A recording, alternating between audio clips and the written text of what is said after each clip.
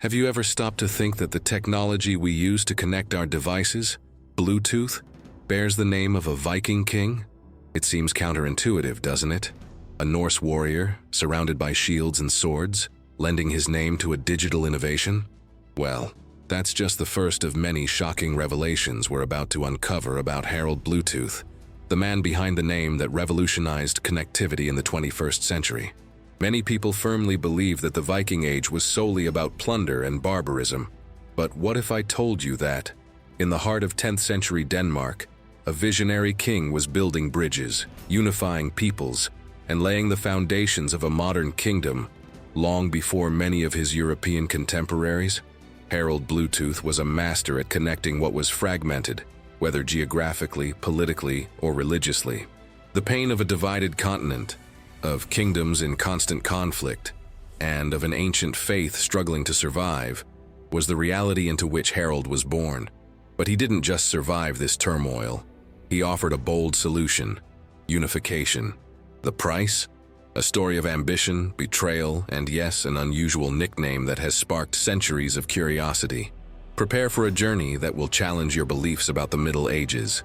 If this story has intrigued you, and you want to know how a Viking king became a symbol of global unity, hit that like button, subscribe to the channel so you don't miss any of our next dives into history, and share this video to help spread this fascinating knowledge. Tell us in the comments, where are you joining us from on this epic adventure through the past? At the dawn of the 10th century, the European continent simmered in a cauldron of transformations. The Carolingian Empire, once the unifying force attempting to resurrect the glory of Rome, had splintered into smaller kingdoms, weakened by dynastic disputes and incessant external pressure. Eastern Europe saw the emergence of new Slavic political entities, while the South, still under the yoke of Arab incursions, struggled to maintain its identity. However, it was in the north, in the icy yet fertile lands of Scandinavia, that a disruptive yet simultaneously constructive force continued to shape the continent's destiny: the Vikings.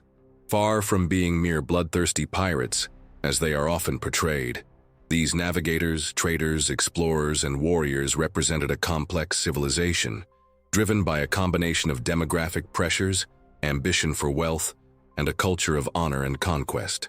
The Viking raids, which had terrorized European coasts for over a century, since the sacking of Lindisfarne in 793, began to morph. It was no longer just about quick incursions for plunder. In many places, permanent settlements were being established. In England, the Danelaw bore witness to the consolidated presence of Norse settlers. In Ireland, Dublin and other coastal cities flourished as Viking trade centers. In the East, the Ruses laid the foundations of a future Slav-Norse empire. This dispersion of Viking energy, though impressive in its geographical scale, also resulted in a fragmentation of power within Scandinavia itself. Small kingdoms and chieftaincies constantly warred amongst themselves, competing for land, trade routes, and prestige. There was no cohesive political unit that could rival the emerging Frankish or Anglo-Saxon monarchies, or even the distant yet influential Holy Roman Empire, which was beginning to take shape on the horizon. Norse culture, rooted in the pagan traditions of the Aesir and Vanir gods, with its rituals of sacrifice and worship of Thor, Odin, and Freya, contrasted sharply with the growing influence of Christianity, which gradually spread from the south. Intrepid missionaries, many under imperial protection, dared to venture into the Norse lands, planting the seeds of a new faith that promised not only salvation of the soul, but also a different, more hierarchical, and centralized social and political structure. The tension between the old and the new, between tribal paganism and unifying monotheism, was palpable. Legends and sagas, transmitted orally and later recorded, spoke of kings and heroes who tried, with varying degrees of success, to impose their will on the patchwork of chieftaincies. The idea of a unified kingdom, though still a distant ideal, began to echo in the minds of the most ambitious.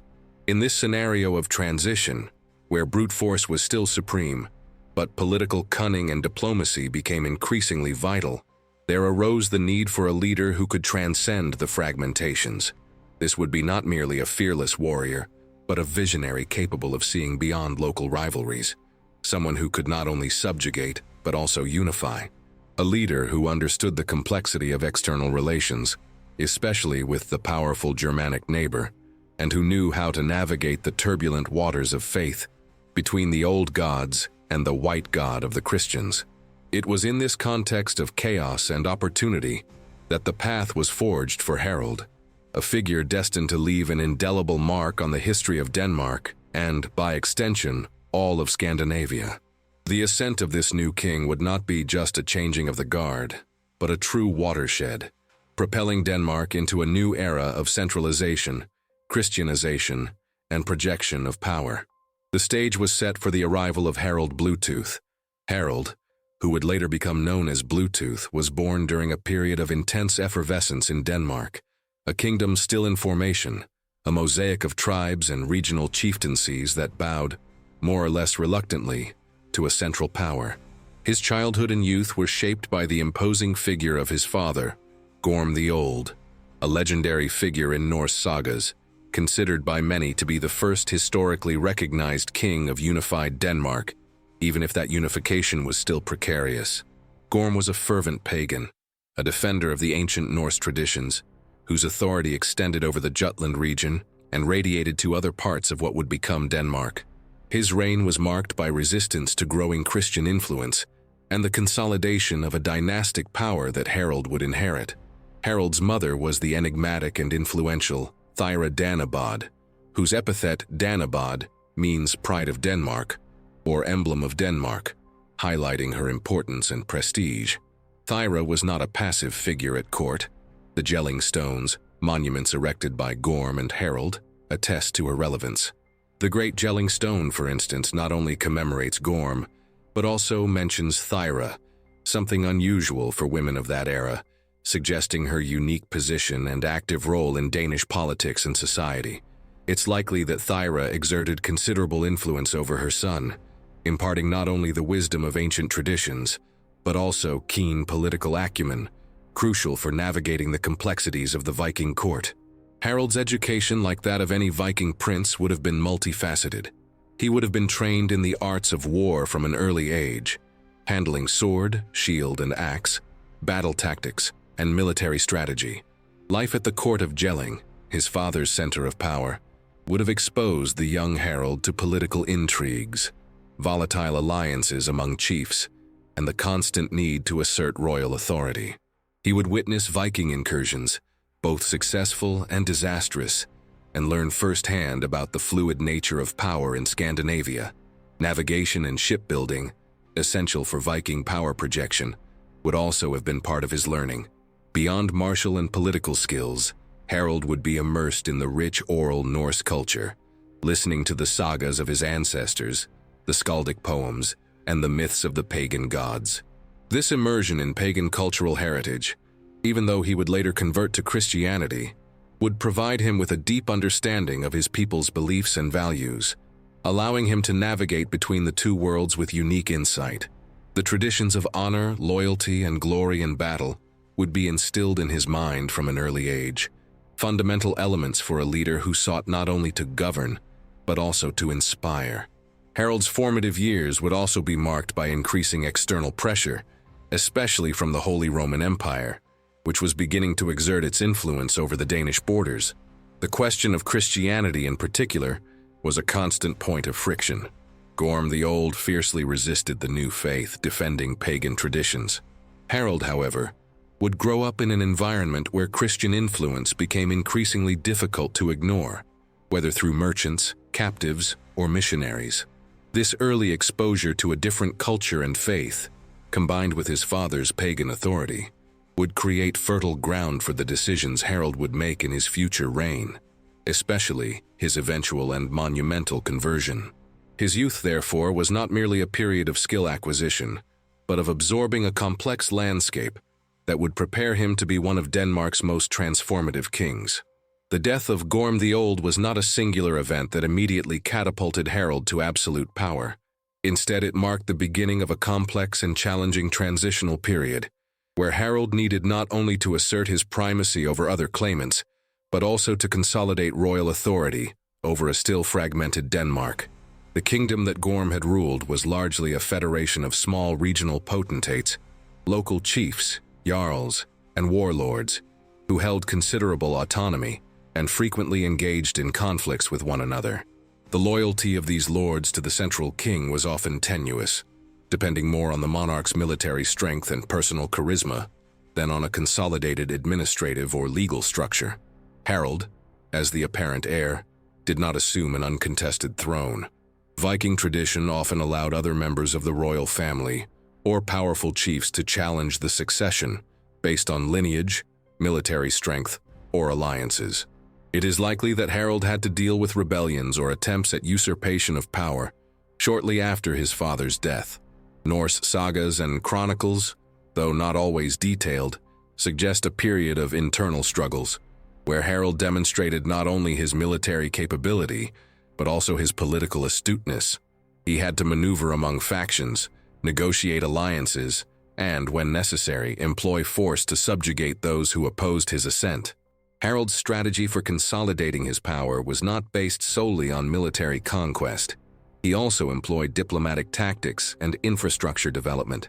The creation and strengthening of circular fortresses, such as the Trelleborgs, which we will explore in detail in a future topic, were not just defensive projects but tangible symbols of his centralized power and his ability to mobilize resources and labor on a large scale. These fortresses served as military bases, administrative centers, and storehouses, allowing Harald to project his authority over vast areas and control crucial trade routes. By building these structures, he not only defended the kingdom, but also unified it under his vision. Harald's legitimacy was also reinforced through ceremonies and monuments. The completion and perhaps expansion of the Jelling complex, initiated by his father, played a crucial role. The great Jelling Stone in particular, erected by Harald in honor of his parents, and in commemoration of his own conversion to Christianity and the unification of Denmark and Norway, served as a powerful declaration of his authority and royal lineage. By presenting himself as Gorm's legitimate successor and as the agent of the new faith, Harald sought to solidify his position before the people and regional chiefs. Despite all his skills, Harald's Denmark was still a kingdom in constant flux, with fluid borders and the loyalty of chiefs often dependent on the king's physical presence or his ability to offer rewards. Harald's consolidation of power was, therefore, a continuous process, not a singular event. He faced not only internal opposition from recalcitrant chiefs, but also external pressure from powerful neighbors, such as the Holy Roman Empire. Each victory, each fortress built, each alliance forged, was a step in the complex journey of transforming a conglomerate of Viking lands into a cohesive and recognizable Danish kingdom, a legacy he would seek to solidify throughout his reign. His ascent to power was less a coronation and more a prolonged campaign for hegemony.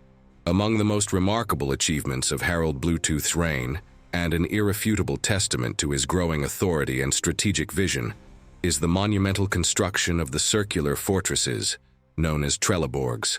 These impressive structures were not mere defensive fortifications.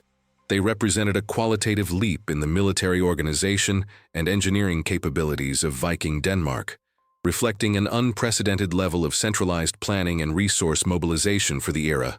The Trelleborgs, such as Firkat, Agersborg, Nonnebakken, and Trelleborg in Zealand, were built with remarkable precision and uniformity, suggesting a master plan originating directly from the royal court and executed under strict supervision. The most distinctive feature of these fortresses is their perfectly circular shape, with rings of earth and timber walls, external moats, and strategically positioned gates. Internally, the fortresses were divided into 4 quadrants by 2 main streets intersecting at right angles.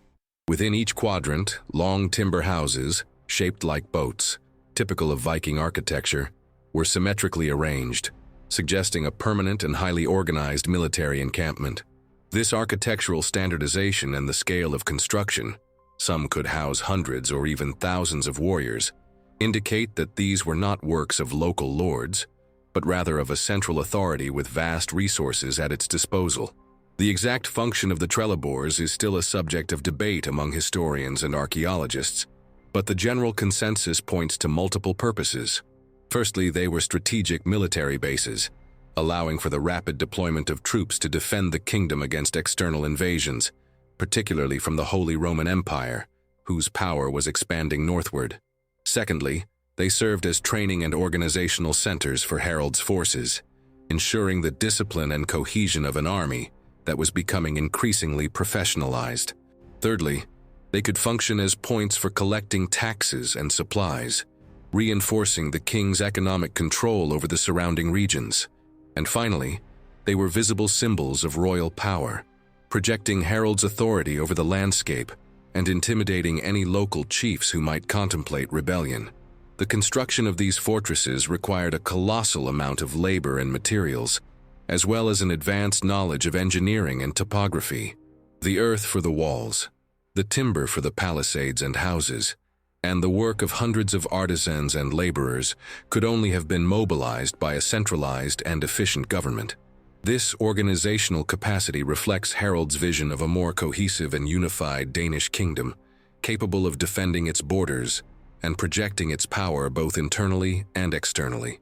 The Trelleborgs are, in a way, the materialization of Harald's ambition to transform a confederation of tribes into a strong and centralized kingdom.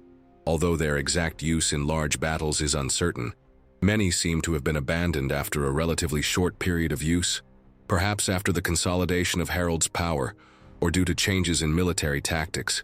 Their legacy endures. They demonstrate Harald's ability to innovate and to employ resources on a scale that few Norse leaders before him had achieved. The Trelleborgs are a tangible reminder that, under the reign of Harald Bluetooth, Denmark was not merely a land of Viking warriors, but a kingdom in transition, with growing administrative complexity and a strategic vision that sought to consolidate its place on the political map of medieval Europe. The unification of Denmark under the aegis of Harald Bluetooth was a complex and multifaceted process, demanding not only military might but also remarkable political acumen and diplomatic skill. Before his reign, Denmark was more of a geographical concept than a political one, a conglomerate of tribes and small kingdoms, or hirder, frequently in conflict, with loyalties ebbing and flowing. Harald inherited this fragmented reality from his father, Gorm the Old, but it was he who more enduringly consolidated royal authority over the entirety of the territory. His strategy for achieving this unification was a shrewd combination of coercion and co-optation. Firstly, Harald employed decisive military force. Expeditions and campaigns against recalcitrant local chiefs were a constant in his early years of reign. The construction of the Trelleborgs, as discussed previously, served not only for external defense but also for internal power projection. These fortresses acted as bases for royal garrisons that could rapidly intervene in areas of insubordination, ensuring control over vital trade routes and subduing any attempts at rebellion. The ability to mobilize a disciplined and well-equipped army was crucial to imposing his will upon the regional lords. However, unification could not be maintained by the sword alone. Harald also understood the importance of diplomacy and alliance building. Instead of annihilating all regional chiefs, he sought to integrate them into his administration. This involved strategic marriages, the granting of lands or privileges, and the recognition of royal authority in exchange for local autonomy. Many jarls, perceiving Harald's growing strength, chose to submit peacefully, seeking benefits from the stability and protection that a unified kingdom could offer. Participation in lucrative foreign raids under Harald's leadership also served as an incentive, redirecting warrior energy outwards and reinforcing loyalty to the king who provided them with wealth. Propaganda and religious legitimation played an increasingly important role in Harald's unification strategy. His conversion to Christianity, a turning point in his reign, was not just a spiritual decision, but a masterful political maneuver. By embracing the Christian faith, Harald not only sought to strengthen ties with the Holy Roman Empire and other Christian kingdoms, but also offered a new ideological basis for unity. Christianity, with its hierarchical structure and the idea of a single God, complemented the ambition for a single, centralized king. The Jelling Stones erected by him proclaimed this unification under the new faith, a powerful symbol of his sovereignty. The phrase on the great Jelling Stone, Harald, who won for himself all of Denmark and Norway and made the Danes Christian, is the clearest proof of his ambition and success. Harald also invested in the standardization of practices and infrastructure. The construction of more secure bridges, roads, and harbors not only facilitated trade and communication, but also allowed for more effective control of the territory. The imposition of royal laws and customs, replacing or integrating tribal laws, also contributed to a unified Danish identity under the crown. Although we lack detailed records of a formal legal code from Harald, the tendency of strong monarchs of his era was to centralize justice and administration. Ultimately, Harald Bluetooth's unification of Denmark was a work in progress, a legacy that would be continued and consolidated by his successors. Nevertheless, it was under his reign that the foundations of a truly unified kingdom were firmly established, transforming a tribal confederation into a recognizable and powerful political entity on the European stage. His actions and strategies not only subdued regional lords but also forged a sense of Danish identity that would endure for centuries. In the heart of Jutland, in the town of Jelling, stand two of the most significant monuments of the Viking Age in Denmark, the Jelling Rune Stones, silent yet eloquent witnesses to the history of the Danish royal family and the transformative reign of Harald Bluetooth. These stones, along with the large burial mounds and the adjacent church, form an archaeological complex that is a UNESCO World Heritage Site, a time capsule allowing us to glimpse Denmark's transition from a tribal pagan society to a unified Christian kingdom. The first stone, known as the small Jelling Stone, was erected by Gorm the Old in honor of his wife, Thyra Danabod. Its inscription is brief but powerful. King Gorm made this monument in memory of Thyra, his wife, Denmark's adornment. This stone not only serves as an epitaph for Thyra, but also establishes the royal lineage and connection to the land, an act of legitimization for Gorm as sovereign.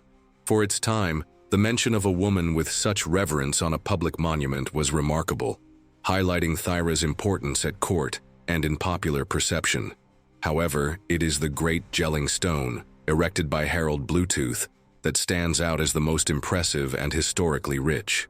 Known as the birth certificate of Denmark, this monumental stone not only honors his parents, Gorm and Thyra, but also proclaims Harald's great achievements. Its runic inscription is a bold and unprecedented declaration of power and purpose. Haraldr King ordered this monument made in memory of Gormr, his father, and in memory of Tyrve, his mother, that Haraldr, who won for himself all of Denmark and Norway, and made the Danes Christian. This inscription is a treasure trove of information. Firstly, it reinforces Harald's dynastic legitimacy, directly linking him to his parents and, by extension, to the royal lineage already established by Gorm. Secondly, it celebrates his territorial expansion, stating that he won for himself all of Denmark and Norway, a claim of sovereignty over vast territories which, though perhaps exaggerated at the time of its erection, reflected his ambitions and, in large part, his military and political conquests. Finally, and perhaps most revolutionary, it explicitly declares his conversion and the baptism of the Danes, marking a decisive turning point in Denmark's religious and cultural history. In addition to the inscriptions, the Great Jelling Stone also features three richly carved faces, one with a stylized animal interwoven with runes, the Jelling Beast, another with a cruciform figure that is one of the oldest representations of Christ in Scandinavian art, and the third with the runic inscription. The presence of both pagan elements, the interwoven animal recalling traditional Norse art, and Christian ones, Christ, on the same stone symbolizes the very transition that Denmark was experiencing under Harald. He was acting as a bridge between the old and the new, attempting to unify a people under a new faith, yet without completely discarding their pagan roots.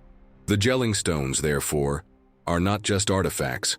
They are primary historical documents that offer us a rare glimpse into the mindset and ambitions of a Viking king during a period of profound change. They served as a powerful tool of royal propaganda, a public declaration of power and piety, visible to all who passed by the site. For future generations, they would remain a physical reminder of the man who not only unified Denmark, but also brought it into the concert of Christian nations in Europe, a monumental feat for a leader of his time. His legacy is literally carved in stone. The name Bluetooth is, without a doubt, the most peculiar and, ironically, the most recognized aspect of King Harald Gormson, far more so than his original name. The ubiquity of the wireless technology that now bears his name has given him a fame that transcends historical circles. However, the exact origin of this medieval nickname, in Old Norse blaton, literally Bluetooth or dark tooth, remains shrouded in mystery and has generated several fascinating theories. It's important to note that none of them have definitive historical proof, which only adds to the monarch's mystique. The most widespread and literal theory suggests that the nickname referred to a physical characteristic of Harald, a bluish or darkened tooth.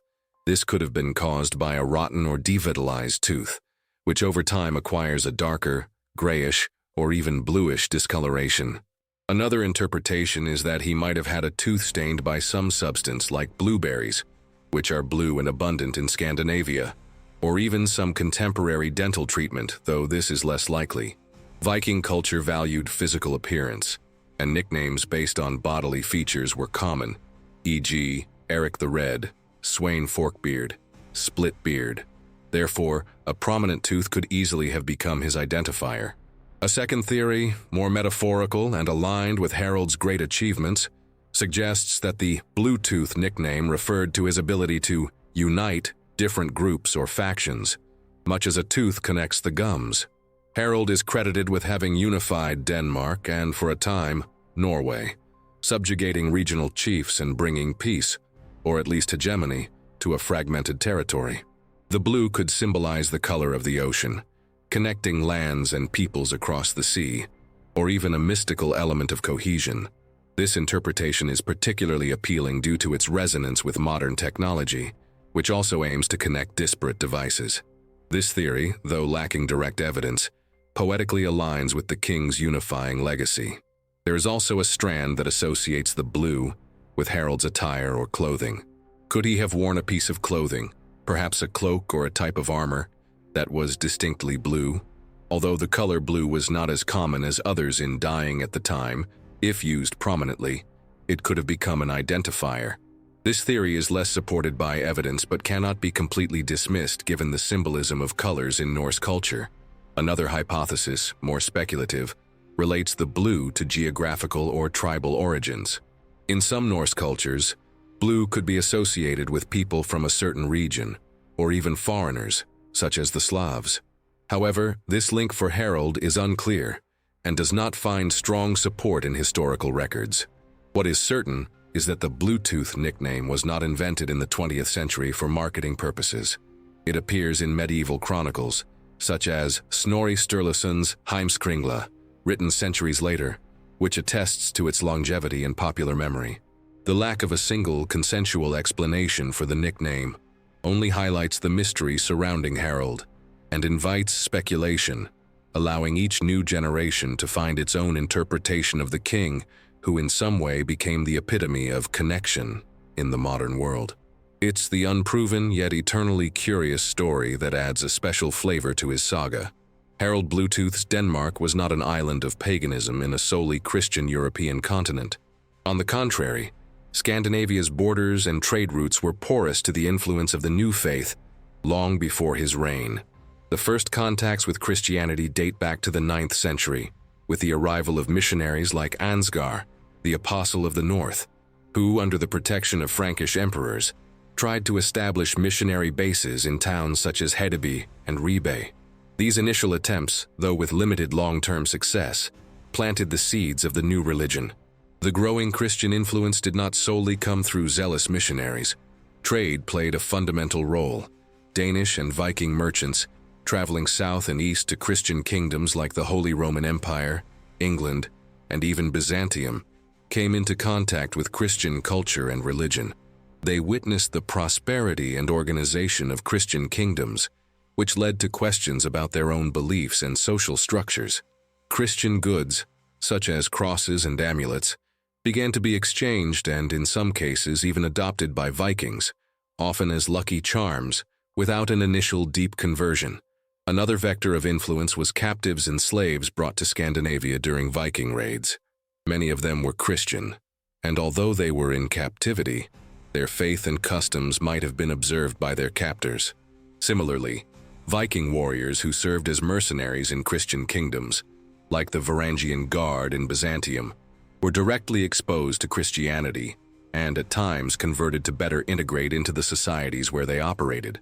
When they returned to Denmark, they brought with them not only riches but also new ideas. The political pressure from the Holy Roman Empire was, perhaps, the most imminent force for Denmark. Germanic emperors viewed the Christianization of the Norse peoples not only as a religious mission, but as a strategy to expand their political influence and pacify their borders. Germanic military incursions into southern Denmark were often accompanied by demands for conversion or the sending of missionaries.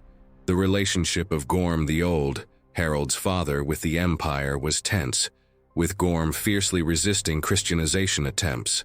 Harald, however, in his youth, would have witnessed these pressures, and unlike his father, may have begun to perceive that adopting Christianity was not merely a matter of faith, but a political necessity to ensure the survival and recognition of his emerging kingdom on the European stage.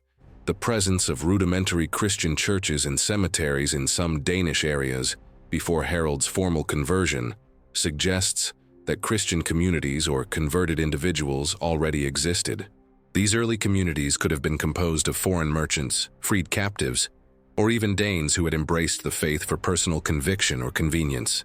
Gorm the Old's court, despite its pagan stance, likely already housed some individuals with Christian sympathies.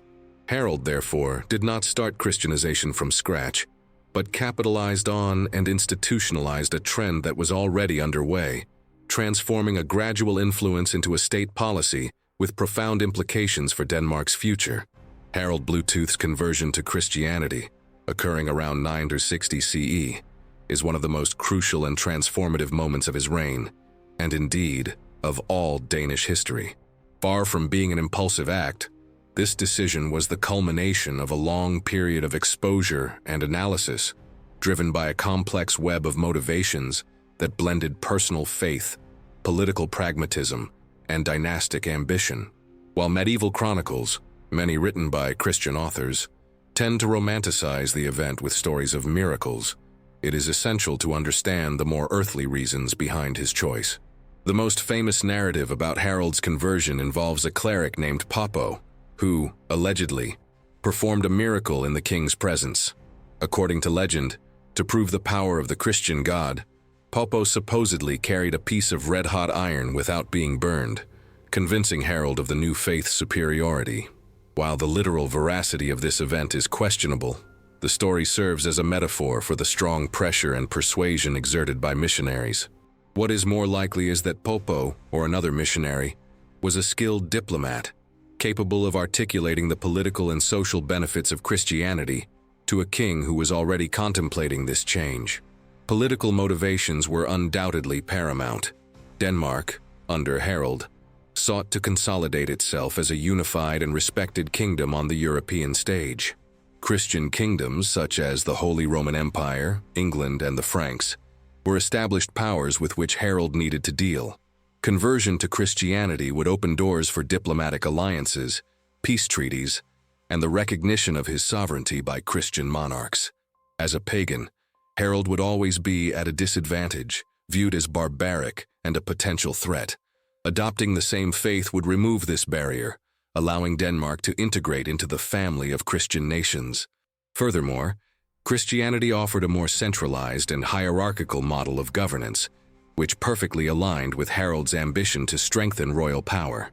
The Church, with its organized structure of bishops and clergy, could serve as an administrative apparatus loyal to the king, helping to manage territory, collect taxes, and legitimize his divine authority. In contrast, Norse paganism, with its multiple gods and its more decentralized structure of worship and sacrifice, often tied to local chiefs, did not offer the same type of institutional support for a monarch seeking to unify the kingdom. There was also a strong economic component. Conversion would facilitate trade with Christian kingdoms, removing religious and cultural barriers that might hinder transactions. Danish merchants could more easily integrate into European trade networks, and Christian kingdoms would be more willing to do business with a civilized and Christian Denmark rather than a land of pagans. Access to new technologies and knowledge would also be facilitated through contacts with Christian Europe. Though difficult to quantify, it is possible that Harald also harbored personal convictions. Having grown up in an environment of transition, with the growing presence of Christians and their ideas, he might have been genuinely impressed by the teachings of the new faith, or at least by the power demonstrated by their God. Many Viking leaders, in fact, converted to Christianity in exile or after defeats, and faith was a powerful tool that could bring a new kind of order and purpose. By converting, Harald not only shaped the future of his kingdom, but also secured his own place in a new lineage of Christian kings. The great Jelling Stone, where he declares having made the Danes Christian, is the most eloquent testament to this crucial decision, a landmark that would forever change the face of Denmark. Harald Bluetooth's baptism was no mere religious rite. It was an act of profound political significance, a watershed moment that redefined Denmark's position on the European stage. By embracing Christianity, Harald not only sealed his people's religious destiny, but also forged unbreakable ties with the Holy Roman Empire and other Christian kingdoms, paving the way for a new era of diplomacy, trade, and legitimacy. This carefully calculated decision transformed Denmark from a peripheral and often hostile entity into a member, albeit a newcomer, of the family of Christian nations. One of the most immediate effects of Harald's baptism was the improvement of relations with the Holy Roman Empire. Led by emperors like Otto I and subsequently Otto VI, the empire viewed the Christianization of the Slavic and Norse peoples as a natural extension of its sphere of influence and as a way to pacify its northern borders. Denmark, with its geographical proximity and its ability to launch attacks that disturbed imperial trade and security, represented a constant challenge. Harald's conversion transformed a potential adversary into a nominal ally, or at least a kingdom, with whom one could negotiate in more civilized terms. This significantly reduced the threat of large-scale Germanic incursions and opened the door for agreements and alliances that would be beneficial to both sides. Instead of sending armies to fight the Danes, the empire could now send missionaries and ambassadors. The adoption of Christianity also provided Harald with a new source of legitimacy and prestige on the international stage. As a Christian monarch, he was now recognized as an equal by the kings of England, France, and the empire itself. This acceptance not only elevated his status, but also facilitated diplomatic relations, peace treaties, and matrimonial alliances, which were crucial tools for medieval foreign policy. Harald could now send ambassadors to Christian courts without the stigma of being a pagan barbarian, and Denmark could benefit from the network of knowledge, technology, and culture that permeated the Christian world. Furthermore, conversion allowed Harald to establish an ecclesiastical network that would strengthen his internal control and his position relative to Rome. The establishment of bishoprics and the appointment of bishops, often with imperial approval, created an administrative structure loyal to the king.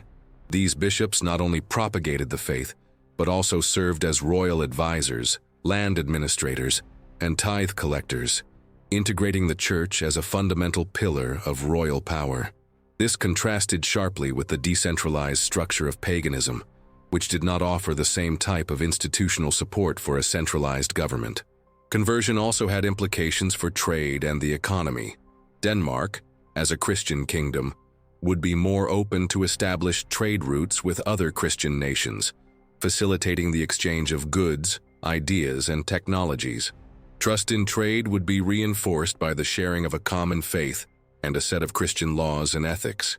The influx of clergy and artisans from the south could also have introduced new skills and knowledge into Denmark, contributing to the kingdom's economic and cultural development. In summary, Harald Bluetooth's baptism was a masterful move that brought enormous political, diplomatic, and economic benefits to Denmark. It transformed an emerging Viking kingdom into a recognized player on the European stage, paving the way for a future of greater integration and influence. And if this story of transformation and strategic vision surprised you, hit that like button, subscribe to the channel so you don't miss the next chapters, and share this video with anyone who also loves unraveling the mysteries of history. Your participation helps spread knowledge and motivates us to continue this epic journey. Oh, and tell me in the comments, where are you watching this deep dive into the past from? With Harald Bluetooth's conversion, the religious and social landscape of Denmark began a gradual but irreversible transformation. The king's acceptance of Christianity did not mean the immediate conversion of the entire population, but it marked the beginning of a systematic process of evangelization and institutionalization of the church in the kingdom. This undertaking required not only faith, but also a robust organizational structure, the establishment of bishoprics. The Holy Roman Empire, which had been a strong advocate for Christianization in Denmark, played a crucial role in this process. Germanic missionaries and clerics were sent to Denmark, often with Harald's support and protection. The Archbishopric of Hamburg-Bremen, in particular, held ecclesiastical jurisdiction over the Scandinavian lands, and was, therefore, fundamental in the appointment of bishops and the organization of the Danish church. Although Harald sought to maintain a degree of autonomy from the empire, he recognized the necessity of cooperation to consolidate the new faith. The first bishoprics were established in strategic locations, often in former pagan centers of power or important trading towns. Ribe, Hedeby, Schleswig, and Aarhus are some of the places where the first episcopal sees were founded, becoming centers for the spread of Christianity. The choice of these locations was not random. It reflected a strategy of using existing infrastructure and the prominence of these settlements to radiate the church's influence. The construction of churches, initially modest timber structures, began to change the architectural landscape of the kingdom, replacing or coexisting with old pagan temples. The Christianization of the population, however, was a slow and complex process that extended over several generations. It was not an immediate top-down conversion. While the court and elite might adopt Christianity for political and social reasons, pagan faith was deeply rooted in the traditions, daily rituals, and cultural identity of the common people. Missionaries, therefore, had to employ a variety of approaches. Sermons, miracles attributed to Christian saints, and the translation of religious texts, though limited at the time, were tools to persuade pagans. Building churches near old pagan sacred sites, or even Christianizing pagan festivals, like the winter solstice becoming Christmas, were strategies to ease the transition and make the new faith more palatable. The church in Denmark was not just a religious institution. It quickly became a pillar of royal power. Emerging bishops and monasteries acted as administrative, educational, and economic centers. They assisted the king in tax collection, administration of justice, and maintenance of order. Literacy, previously limited to runes and a small elite group, began to expand with the introduction of Latin and Roman script, essential for liturgy and ecclesiastical administration. The idea of a single deity, a divine king in heaven, mirrored Harald's ambition for a single strong king on earth, reinforcing the legitimacy of his authority. Despite the challenges and the persistence of pagan practices in many areas, the founding of bishoprics and royal support for the church under Harald Bluetooth laid the foundations for a Christian Denmark. This process not only shaped the spirituality of the people, but also integrated Denmark more firmly into the cultural, political, and economic network of medieval Europe, paving the way for a more centralized kingdom and future Danish expansion. Despite Harald Bluetooth's official conversion and his enthusiastic support for Christianity, the imposition of the new religion in Denmark was not a smooth and obstacle-free path.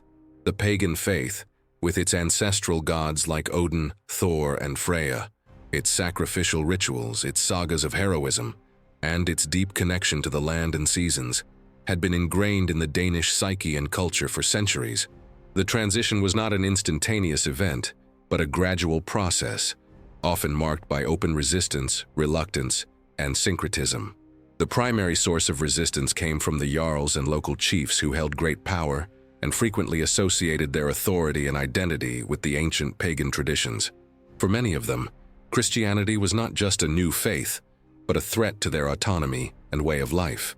Harald's adoption of the Christian faith and his alliance with the Holy Roman Empire was seen by some as a submission to a foreign power, weakening Danish independence and Viking warrior values. These lords might actively resist the construction of churches, expel missionaries, or even incite their followers to oppose the king. Pagan priests, Godar, and their communities also represented a focal point of resistance. Their authority and livelihood were directly linked to the maintenance of ancient rites and temples. The rise of Christianity meant the erosion of their influence and the potential loss of their social and economic status. Although chronicles do not detail major revolts led by pagans, it is plausible that there was continuous passive resistance, with the population continuing to practice their rituals in secret or mixing pagan and Christian elements. Popular culture also took time to adapt. Seasonal festivals, fertility celebrations, and rites of passage were intrinsically linked to paganism. The Church, in its Christianization strategy, often tried to replace or absorb these practices, superimposing Christian holidays over pagan ones and adapting symbols. However, deeply rooted mindsets and beliefs did not change overnight. The idea of Valhalla, and an afterlife for warriors fallen in battle, for example, was a pillar of Viking identity that contrasted with the Christian idea of heaven and hell. There are indications that Harald faced uprisings or internal tensions related to his religious policy. While the exact extent of these conflicts is difficult to determine from sparse sources, the emphatic declaration on the Great Jelling Stone that he made the Danes Christian suggests that this was not a unanimous and voluntary conversion, but an act of royal will imposed on a people who still harbored many ancient beliefs.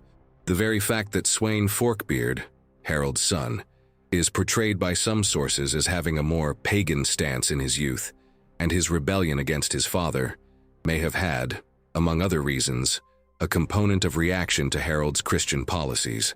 Pagan resistance, therefore, was not necessarily a series of major religious wars, but a constant force of friction that Harald had to manage. He needed to be a diplomat and a warrior, an evangelizer and a unifier, to gradually dismantle the old pagan structures and replace them with an institutionalized church. This process would culminate centuries later with the complete eradication of paganism in Denmark. But the foundation for this transformation was laid by Harald, who, by imposing the new religion, risked not only his popularity, but the stability of his own kingdom. Harald Bluetooth's ambition was not limited to merely unifying Denmark. He harbored the grand objective of extending his dominion northward, seeking to consolidate his authority over a large part of Norway. This desire for expansion reflected both the Viking tradition of conquest and glory, and a pragmatic strategy to control vital trade routes and suppress potential threats from neighboring kingdoms. Norway, at the time, was an even more fragmented mosaic of small kingdoms and chieftaincies, lacking a strong central authority like the one Harald was building in Denmark. This made it an attractive target for an ambitious monarch. Norse sagas and medieval chronicles, though with varying degrees of reliability, recount Harald's campaigns in Norway. One of the key figures in these campaigns was Harald Greycloak, who ruled much of western Norway. Greycloak had gained his power after the death of Håkon the Good, and was seen as a rival by Harald Bluetooth. The rivalry between the two Haralds culminated in a series of conflicts. Harald Bluetooth, with his superior naval force and growing mobilization capacity, managed to impose his will upon Greycloak. Harald Bluetooth's conquest of Norway was not a total and lasting invasion of all its regions. Instead, it was a process of establishing hegemony, often through the installation of vassal kings or loyal jarls who swore fealty to the Danish throne. Harald did not intend to directly rule every Norwegian fjord and mountain. His goal was to ensure that Norway, or at least its most strategic and wealthy parts, recognized his sovereignty and paid tribute. Snorri Sturluson's Heimskringla, though written centuries later, describes how Harald Bluetooth managed to gain control of Norway after Harald Greycloak's death, often supporting local rulers who were willing to accept his authority. Conversion to Christianity also played a role in Harald's Norwegian campaigns. By presenting himself as the Christian king who brought the true faith, Harald sought not only to expand his territory, but also to convert the pagan Norwegians, using religion as a tool to legitimize his rule. This strategy was particularly effective against pagan chiefs, who might be seen as backward by European standards. The Great Jelling Stone, again, serves as a testament to this ambition and, to some extent, its success, by stating that Harald won for himself all of Denmark and Norway. However, maintaining control over Norway proved to be a persistent challenge. The country's mountainous and fragmented geography, coupled with the presence of independent chiefs and strong regional identity, made it difficult to impose lasting centralized power from Denmark. Even when Norway was nominally under Danish rule, loyalty could be volatile, and revolts were frequent. The interference of figures like Håkon Jarl, who would eventually oppose Danish control, demonstrates the fragility of Harald's dominion over Norway. Harald Bluetooth's Norwegian campaigns, though perhaps not resulting in permanent and total annexation, were crucial for his image as a unifying king, and demonstrated the extent of his ambition and military might. They paved the way for future disputes between Denmark and Norway, and set a precedent for the Danish desire for control over their northern neighbor, shaping Scandinavian geopolitics for centuries. The quest to extend his dominion northward was not just a matter of territory, but of prestige and influence throughout the Nordic region. The reign of Harald Bluetooth did not exist in a geopolitical vacuum. His ascent and consolidation of power in Denmark and, for a time, in Norway, were intrinsically linked to a complex web of alliances and rivalries with other Scandinavian leaders and, crucially, with the emerging powers of continental Europe. Harald's diplomacy and military strategy were constantly shaped by these interactions, defining Denmark's position on the political stage of the 10th century. Harald's most significant, and at times most tense relationship, was with the Holy Roman Empire. The Ottonian emperors, especially Otto the Frene and Otto II, viewed Scandinavia as an area of strategic interest, both for Christian expansion and for the security of their northern borders. Viking incursions, though diminished in frequency, were still a concern. The empire sought a stable and, ideally, Christian Denmark to serve as a buffer and perhaps an ally. Harald, in turn, recognized the empire's military power and administrative sophistication. His conversion to Christianity was a fundamental step to appease this powerful neighbor and gain recognition. However, this relationship was not one of total subordination. Harald carefully maneuvered, accepting missionaries and, on certain occasions, paying homage, such as participation in imperial military campaigns, but always seeking to preserve Danish autonomy. There are records of tensions and even clashes in border regions, like Schleswig, which were disputed by both sides. Within Scandinavia itself, Harald's relationships with the Norwegian and Swedish kings were more volatile. With Norway, as already mentioned, Harald waged campaigns to impose his sovereignty, often through supporting figures like Jarl Håkon Sigurdsson, who ruled on his behalf, or directly against leaders like Harald Greycloak. Norway, with its myriad of small chiefs and a strong local identity, was a difficult territory to control in the long term, and Danish dominion was frequently contested. With Sweden, the relationship was less about direct confrontation and more about rivalry for influence in the Baltic and on eastern trade routes. Sagas indicate that Swedish chiefs might have provided refuge or support to Harald's opponents, but there is no evidence of major wars between the two kingdoms under his reign. Relations with England were complex. Although the era of major Viking invasions was in decline, the Danish, and Norse in general, presence in the Danelaw was significant. Harald did not undertake large-scale raiding campaigns in England, but his rise and the consolidation of his kingdom in Denmark laid the foundations for the future expeditions of his son, Sweyn Forkbeard, and his grandson, Cnut the Great. Harald's Denmark became a power center from which incursions against England would be planned and launched in the following decades. Beyond the great kingdoms, Harald also maintained relations with the Slavic lords, Wends, on the Baltic coast. These relationships were a mix of trade, alliance, and sometimes war. Slavic cities in the Baltic were important commercial centers and could serve as naval bases or safe harbors. There are indications that Harald used Slavic fleets in some of his campaigns or allied with Slavic lords against common enemies.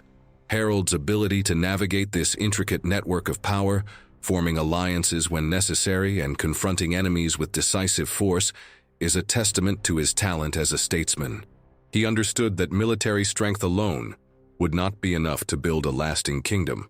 It was necessary to weave a network of relationships that would ensure Denmark's stability and prosperity in a constantly changing world. While Harald Bluetooth consolidated his kingdom and forged Denmark into a unified nation, the seeds of a profound family conflict began to germinate, planted in the heart of his own son and heir, Sweyn Forkbeard.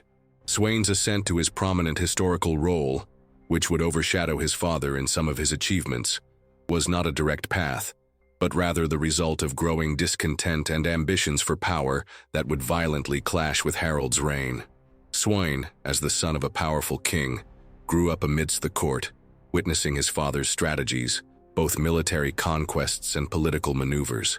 He would have been trained in the arts of war and leadership, preparing him for succession. However, Sweyn's personality and priorities seem to have diverged significantly from his father's, especially regarding Christianity. While Harald embraced the new faith as a tool for unification and European integration, some sources suggest that Sweyn, in his early years, maintained a more conservative stance, perhaps more aligned with the pagan traditions that still persisted among the nobility and the people. Although this paganism might have been more a matter of political pragmatism to garner support among traditionalist elements, religious tension was one of the fissures between father and son. The primary driver of Sweyn's discontent, however, was his impatience for succession and the desire to assert his own authority. Harald, despite aging, seemed reluctant to cede power or to give his son a substantial share in the kingdom's governance. This reluctance, common among monarchs who built their empires with their own hands, created a power vacuum and growing frustration in Sweyn, who viewed his father's kingdom as his by right and was eager to make his own mark. Sweyn's ambition was not limited to Denmark alone. He envisioned glory in foreign campaigns, especially in rich England, a target that Harald had not pursued with the same intensity in the later decades of his reign. Chronicles and sagas suggest that Sweyn began to gather a retinue of warriors loyal to him, outside his father's direct authority. These forces, likely composed of young nobles hungry for glory and plunder, and perhaps by elements who disapproved of Harald's increasing Christianization and centralization, became Sweyn's independent power base. He might have led smaller raids or established his own network of alliances with discontented chiefs, both in Denmark and in disputed areas in Norway or around the Baltic. The tension between father and son, though not immediately exploding into open warfare, would have been palpable at court. Harald, in turn, likely tried to control Sweyn's ambitions, perhaps through arranged marriages or the granting of certain responsibilities, but without ever truly ceding total control. This power dynamic, where a father tries to hold the reins of a kingdom he forged, and an impatient son seeks to usurp the throne, is a recurring theme in medieval history, and would be the catalyst for the inevitable confrontation that was approaching. The rise of Swain Forkbeard was not merely the emergence of a new leader, but the harbinger of the fall of a king who had himself transformed his kingdom. The relationship between Harald Bluetooth and his son, Sweyn Forkbeard, was a complex tapestry of ambition, legacy, and tested loyalty, culminating in one of the most dramatic family conflicts in Viking history. Far from being a tale of father and son in unison, the first signs of discord between them began to appear long before the open rebellion, foreshadowing the tragedy that would befall Denmark. These tensions were fueled by a mix of divergent political ambitions, differing temperaments, and, possibly, religious disagreements. One of the most evident points of friction was Harald's religious policy. While the king dedicated himself to Christianizing Denmark, investing in the construction of churches and the establishment of bishoprics, medieval sources, though sometimes with pro-Christian biases, suggest that Sweyn maintained stronger ties to the ancient pagan traditions. For a segment of the nobility and population that resisted the new faith, Sweyn might have become a figure of hope for the preservation of ancestral customs. This religious division was not just a matter of faith, it was political. Those who felt marginalized by Harald's Christianization might have gravitated towards Sweyn, encouraging his ambitions. Beyond religion, the question of succession and power was a constant source of friction.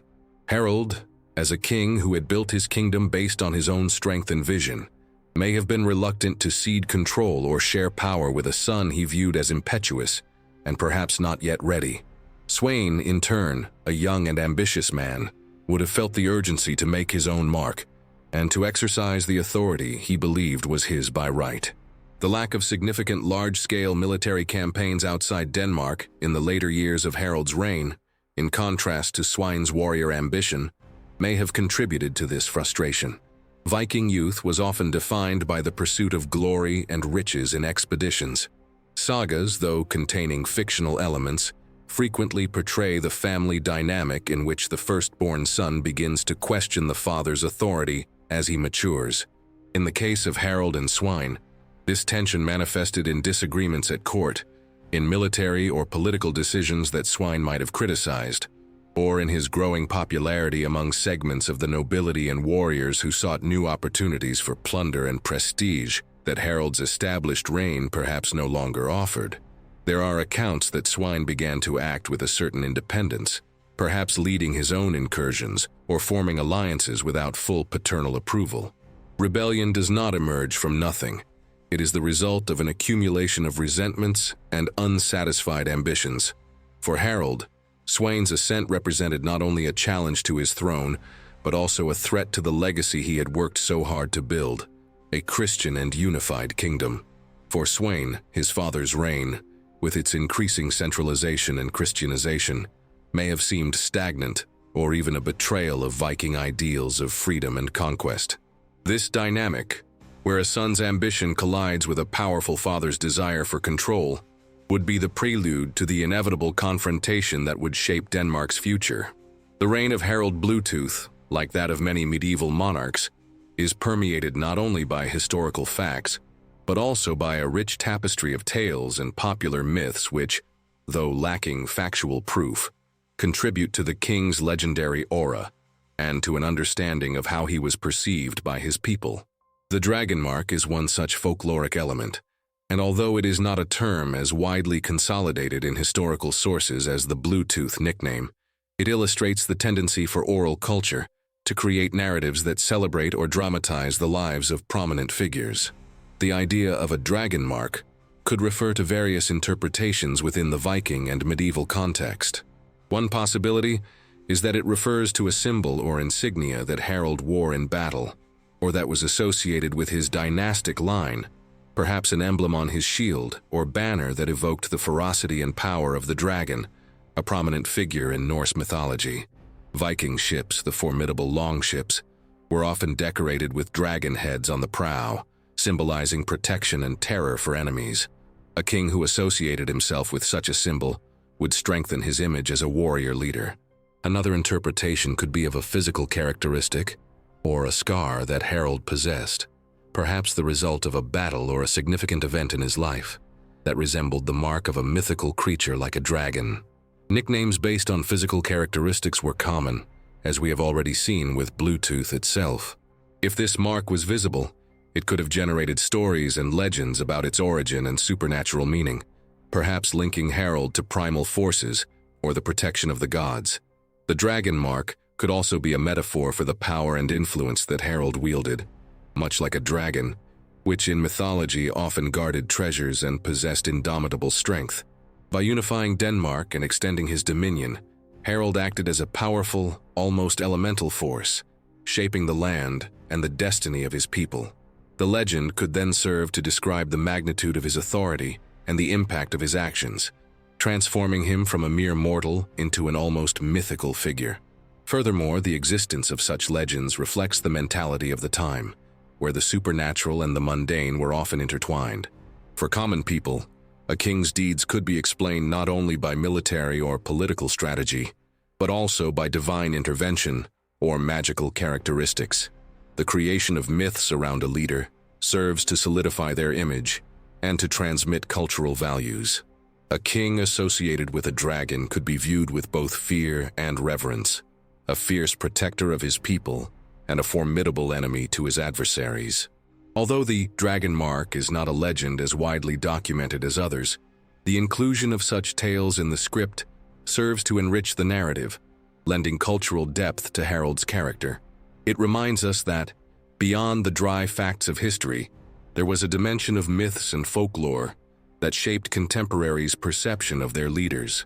These stories, even if unproven, are crucial to understanding the popular imagination and the cultural legacy of figures like Harald Bluetooth, adding a touch of mystery and grandeur to his already remarkable saga. Harald Bluetooth's reign was notable not only for his military conquests and religious conversion, he also left an impressive legacy in the field of innovation and engineering, demonstrating his vision for a more connected and functional kingdom. Beyond the already mentioned and grand Trelleborgs, the construction of bridges and other civil infrastructure showcases Harald's ability to mobilize resources and employ advanced technical knowledge for his time, transforming the Danish landscape and facilitating administration and trade. The most famous of these works is the Ravning Bridge in central Jutland. Although not as iconic as the Trelleborgs, this wooden bridge, approximately 760 meters, about half a mile, long, and 5 meters, about 16 feet wide, was an engineering feat for the 10th century. Its construction would have required a vast amount of timber, large oak trees, and considerable labor. The bridge was built over marshy terrain, connecting two dry areas and likely serving both military and commercial purposes. It allowed for the rapid movement of troops and goods, linking different parts of the kingdom and facilitating communication. The precision in its construction, with aligned pillars and interlocking beams, suggests a level of planning and supervision that only a centralized and organized power, like Harald's, could orchestrate. These infrastructures were not merely useful, they were symbols of power and authority. A king's ability to commission and complete projects of such scale demonstrated his wealth, his capacity to mobilize his people's labor, and his dominion over the territory.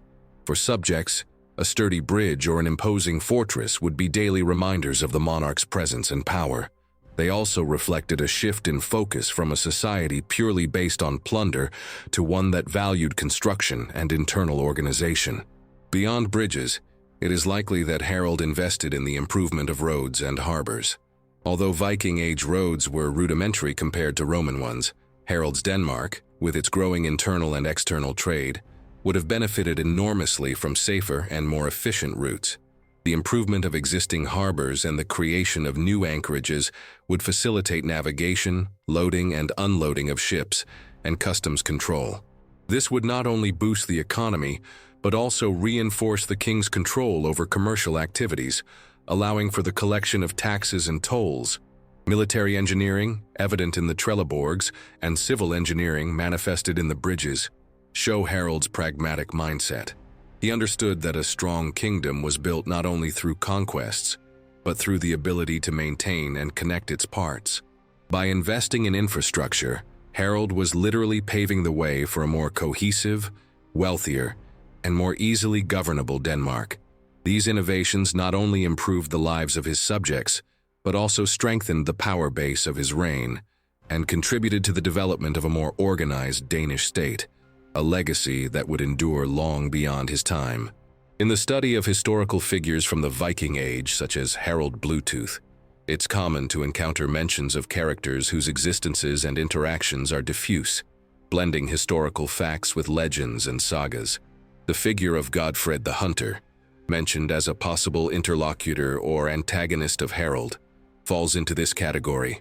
Although there isn't a prominent historical figure universally recognized as Godfred the Hunter, in direct relation to Harald Bluetooth in the main Danish chronicles or Icelandic sagas about the king, the mention of such a character might refer to real historical figures with similar names who were adversaries or contemporaries of early Danish kings, or to an amalgamation of folkloric tales. It is crucial to understand that the Viking Age, especially in its early stages and transitions, relies on sources that are not always contemporary with the events, and that often mix oral traditions with later written records. Danish history, in particular, has considerable documentary gaps before and during Harald's reign. However, there were Danish kings and chiefs named Godfred or Godfred in earlier periods, such as Godfred the Viking king, who reigned in the late 8th and early 9th centuries. This Godfred was a powerful adversary of Charlemagne, and is known for having built the Danevirke, an impressive defensive line. However, he lived well before Harald Bluetooth. The mention of a Godfred the Hunter in association with Harald, might be a reference to a lesser chief, an independent jarl, or a leader of a pagan faction who opposed Harald's unification and Christianization, whose details have been lost to history. The epithet, the hunter, might suggest skills as a warrior, a leader of raids, or someone who hunted power or influence. It's possible that Godfred the Hunter is a legendary or folkloric figure who embodies resistance to the new times. In transitional societies, where old paganism gave way to Christianity, it was common for folklore to create characters that represented the struggle between the old and new gods, or between tribal freedom and royal authority. A hunter could symbolize the wild and untamed nature of the pagan Vikings, in contrast to the order and structure of Harald's Christian kingdom. If such a figure existed, even ephemerally, their interactions with Harald would have been characterized by conflict and challenge. The Denmark that Harald sought to unify was, as stated, a mosaic of chieftaincies. The rise of a powerful king like Harald, who tried to impose a new faith and a new system of governance, would naturally generate opposition. Godfred the Hunter could represent one of those regional leaders who refused to submit, defending their lands and traditions against the expansion of royal power. His confrontations with Harald would have been tests of the king's ability to subdue his adversaries and cement his dominion.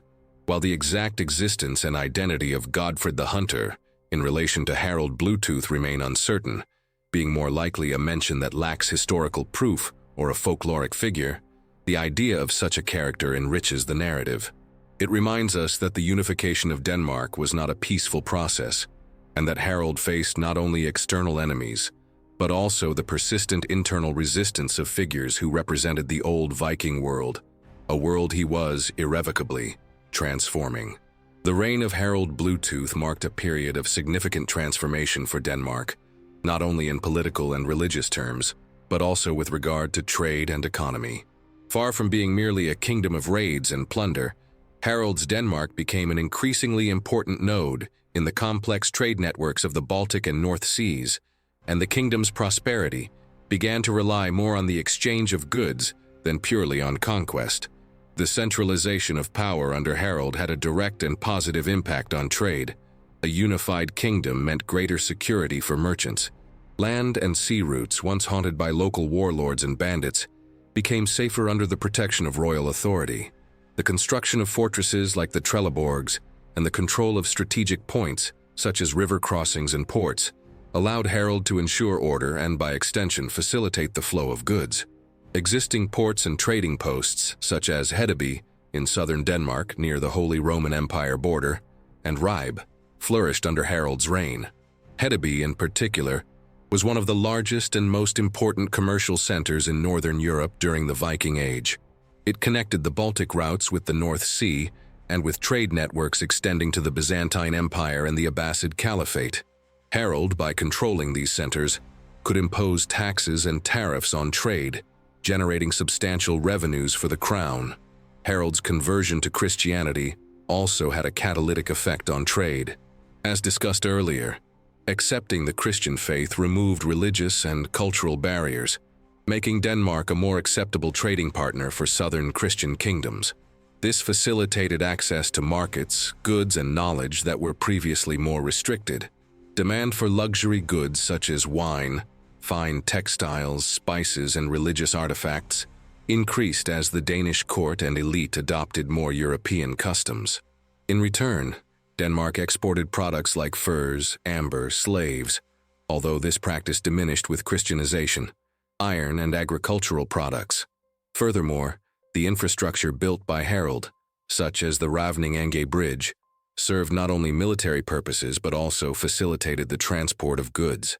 The ability to move large quantities of goods more quickly and safely across the territory was a significant boost to the economy. Coinage, though not extensive, also began to gain more relevance, facilitating commercial transactions and standardizing value. The increase in trade and the relative stability brought by Harald's unification resulted in greater prosperity for Denmark. This prosperity was not evenly distributed, but it allowed the royal court and the elite to accumulate wealth, which was used to finance the construction of large projects like the Trelleborgs, to sustain an army and administration, and to patronize art and goldsmithing. Material wealth was also reflected in archaeological finds, such as hoards and luxury artifacts, showing Denmark's integration into Europe's economic networks. Harald's reign, therefore, marked a crucial transition to a more settled and commercially oriented economy, laying the foundations for Denmark's future commercial and maritime greatness.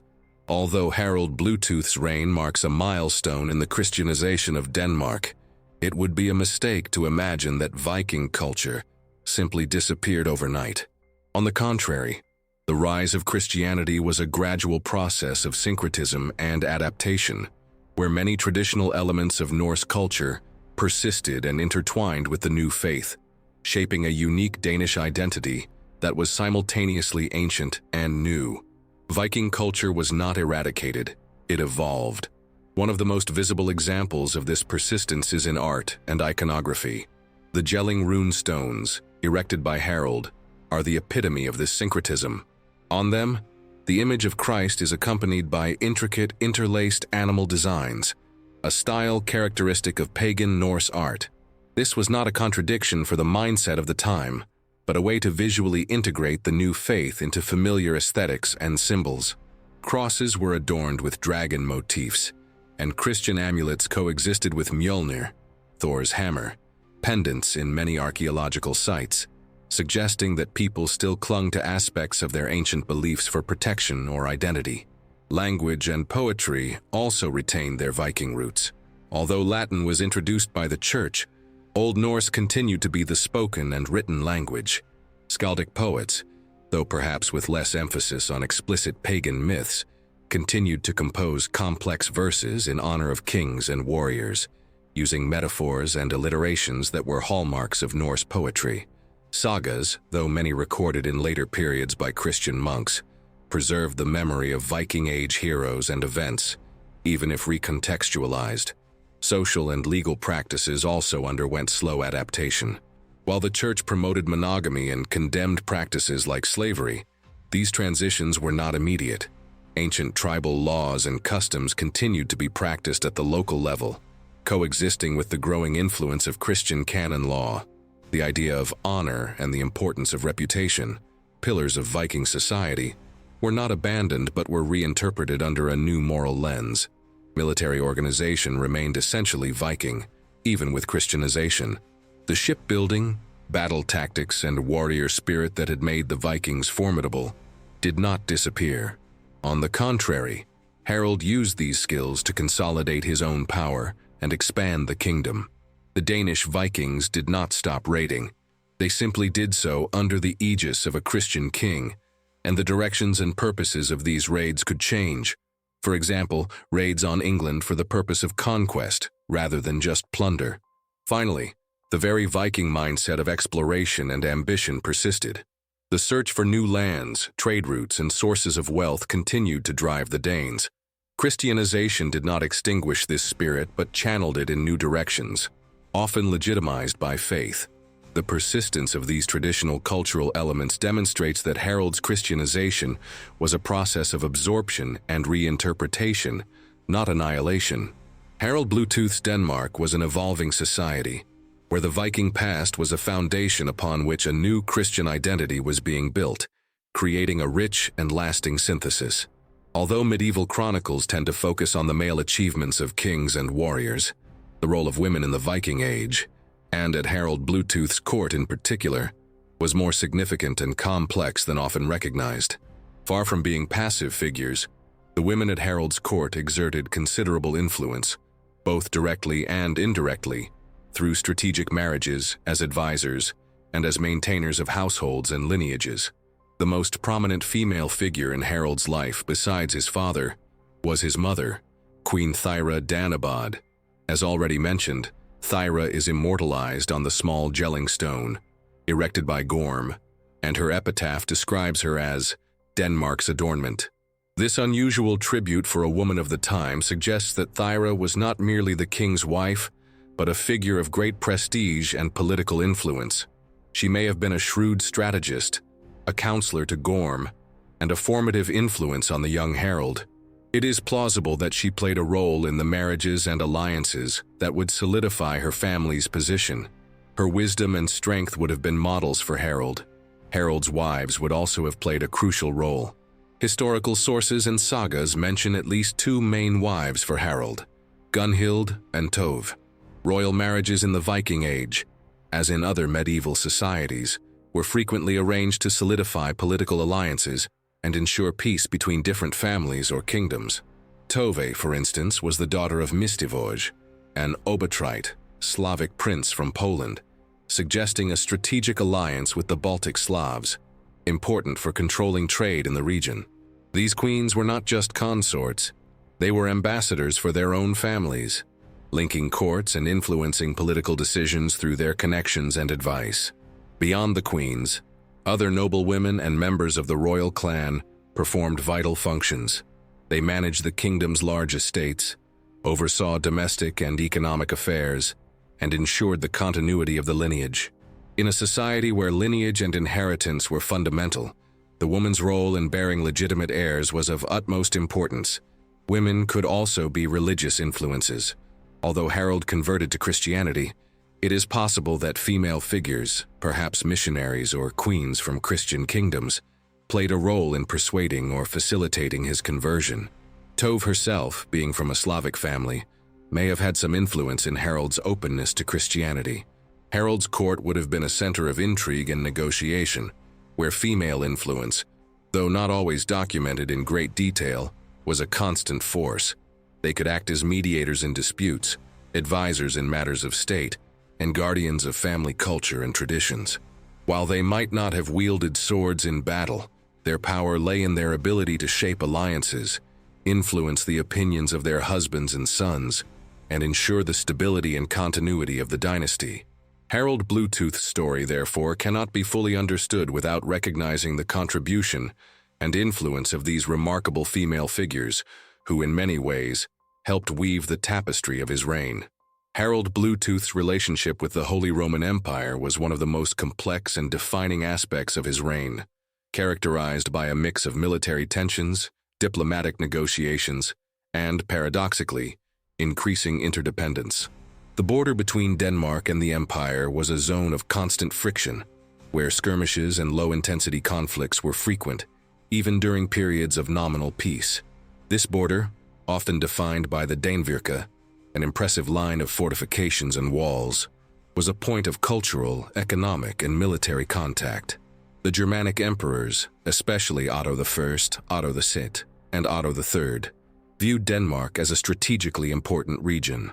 On one hand, Viking incursions, though more sporadic than in previous centuries, still posed a threat to the rich lands of northern Germany. On the other hand, the Christianization of Scandinavia was a priority for the empire, which saw itself as the guardian and propagator of the Christian faith in Europe. A Christian and allied Denmark would serve as a shield against threats from the north and an extension of imperial influence. Conflicts erupted for various reasons. Territorial disputes over the Schleswig region, southern Jutland, imperial attempts to impose tribute or subordination, Danish resistance to such demands, and the imperial quest to ensure the security of trade routes passing through Denmark. Historical sources such as the Chronicles of Widukind of Corvey recount episodes of war. One of the most notable occurred around 974 CE, when Emperor Otto II launched a campaign against Harald.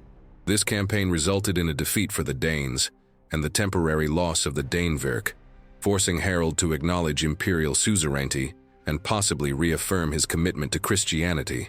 However, Harald was not a submissive vassal. After the death of Otto II in 983 CE, and taking advantage of Otto III's minority and internal disputes within the empire, Harald quickly restored Danish control over the lost areas, including the Danevirke. This demonstrates his ability to maneuver politically and exploit his adversaries' weaknesses. He did not seek subordination, but respect and autonomy for his kingdom. Negotiations were as important as battles. Peace agreements, dynastic marriages, such as Sweyn Forkbeard's marriage to Gunhild of Wenden, daughter of a Polish princess who might have had ties to the imperial court, and the exchange of hostages were diplomatic tools used to stabilize relations. Harold's conversion to Christianity, though driven by multiple factors, certainly helped pave the way for more constructive dialogue, providing a common basis for diplomacy. These conflicts and negotiations shaped Harold's foreign policy, forcing him to be a shrewd and resilient leader. He understood that he could not ignore the empire's power, but he also knew he could not fully submit. Denmark, under his leadership, learned to balance independence with the need to coexist with powerful neighbors, a lesson that would be vital for his successors and for Denmark's future role on the European stage. The border with the Holy Roman Empire, therefore, was not merely a line on the map, but a constant arena of tests and opportunities for Danish power. Although the famous Battle of Svolder is largely associated with the reign of Sweyn Forkbeard and his allies against the Norwegian king Olaf Tryggvason in the early 11th century, it is crucial to recognize that Harald Bluetooth's period was also marked by naval conflicts and the consolidation of Danish maritime power.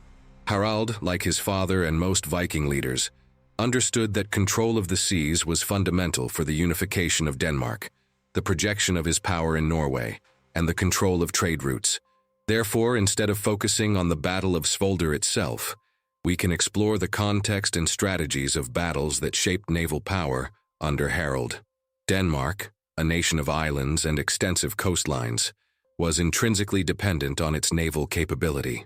The legendary Viking longships, with their speed, maneuverability, and ability to navigate shallow waters, were the backbone of any military or commercial campaign. Harald, by centralizing power, would have had access to resources to build and maintain a considerable fleet. The construction of the Trelleborgs, many of which were located near water, may also have served as naval bases for the construction, repair, and launching of warships.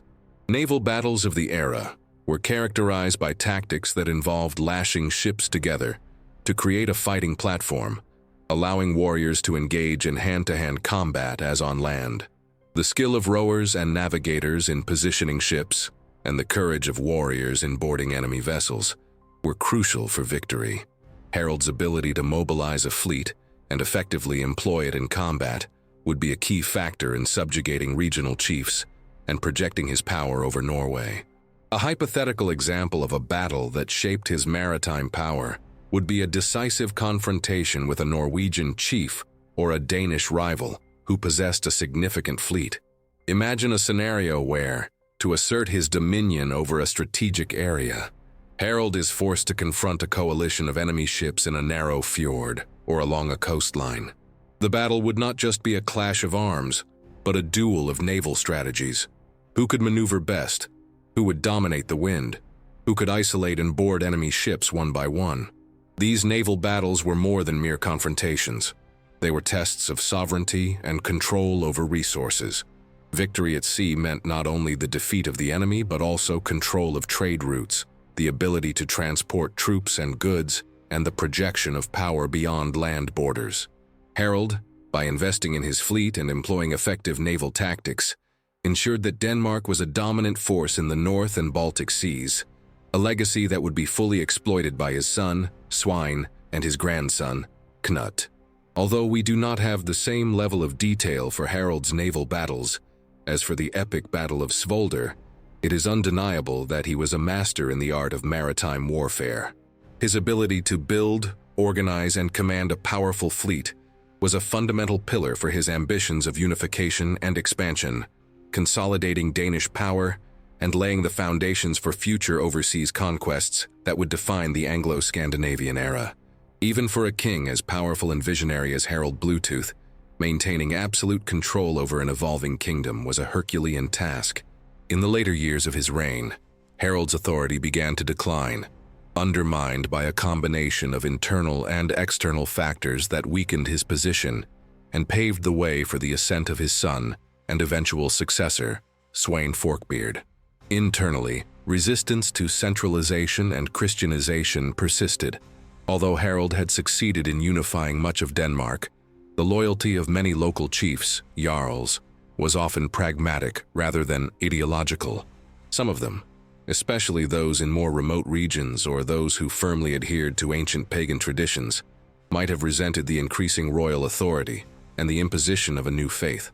The cost of building large projects like the Trelleborgs and maintaining a centralized administration and army could have led to increased taxes or demands for resources, generating discontent among the population and nobility. The question of succession and Sweyn Forkbeard's growing discontent were, undoubtedly, the most critical internal factor. As previously discussed, Sweyn was an ambitious and impatient son, eager to assume the throne and make his own mark. Harald's apparent reluctance to cede power, or to give Sweyn a prominent role in government, created an irreconcilable rift. Sweyn capitalized on the dissatisfaction of other chiefs, forming an opposition faction that saw in him an alternative to his aging father's reign. This internal division within the royal family weakened the kingdom's stability and provided an opportunity for its external enemies. Externally, the Holy Roman Empire continued to be a threat and a source of pressure. Although Harald had made peace and even allied with the empire on certain occasions, Denmark was still under the shadow of its more powerful neighbor.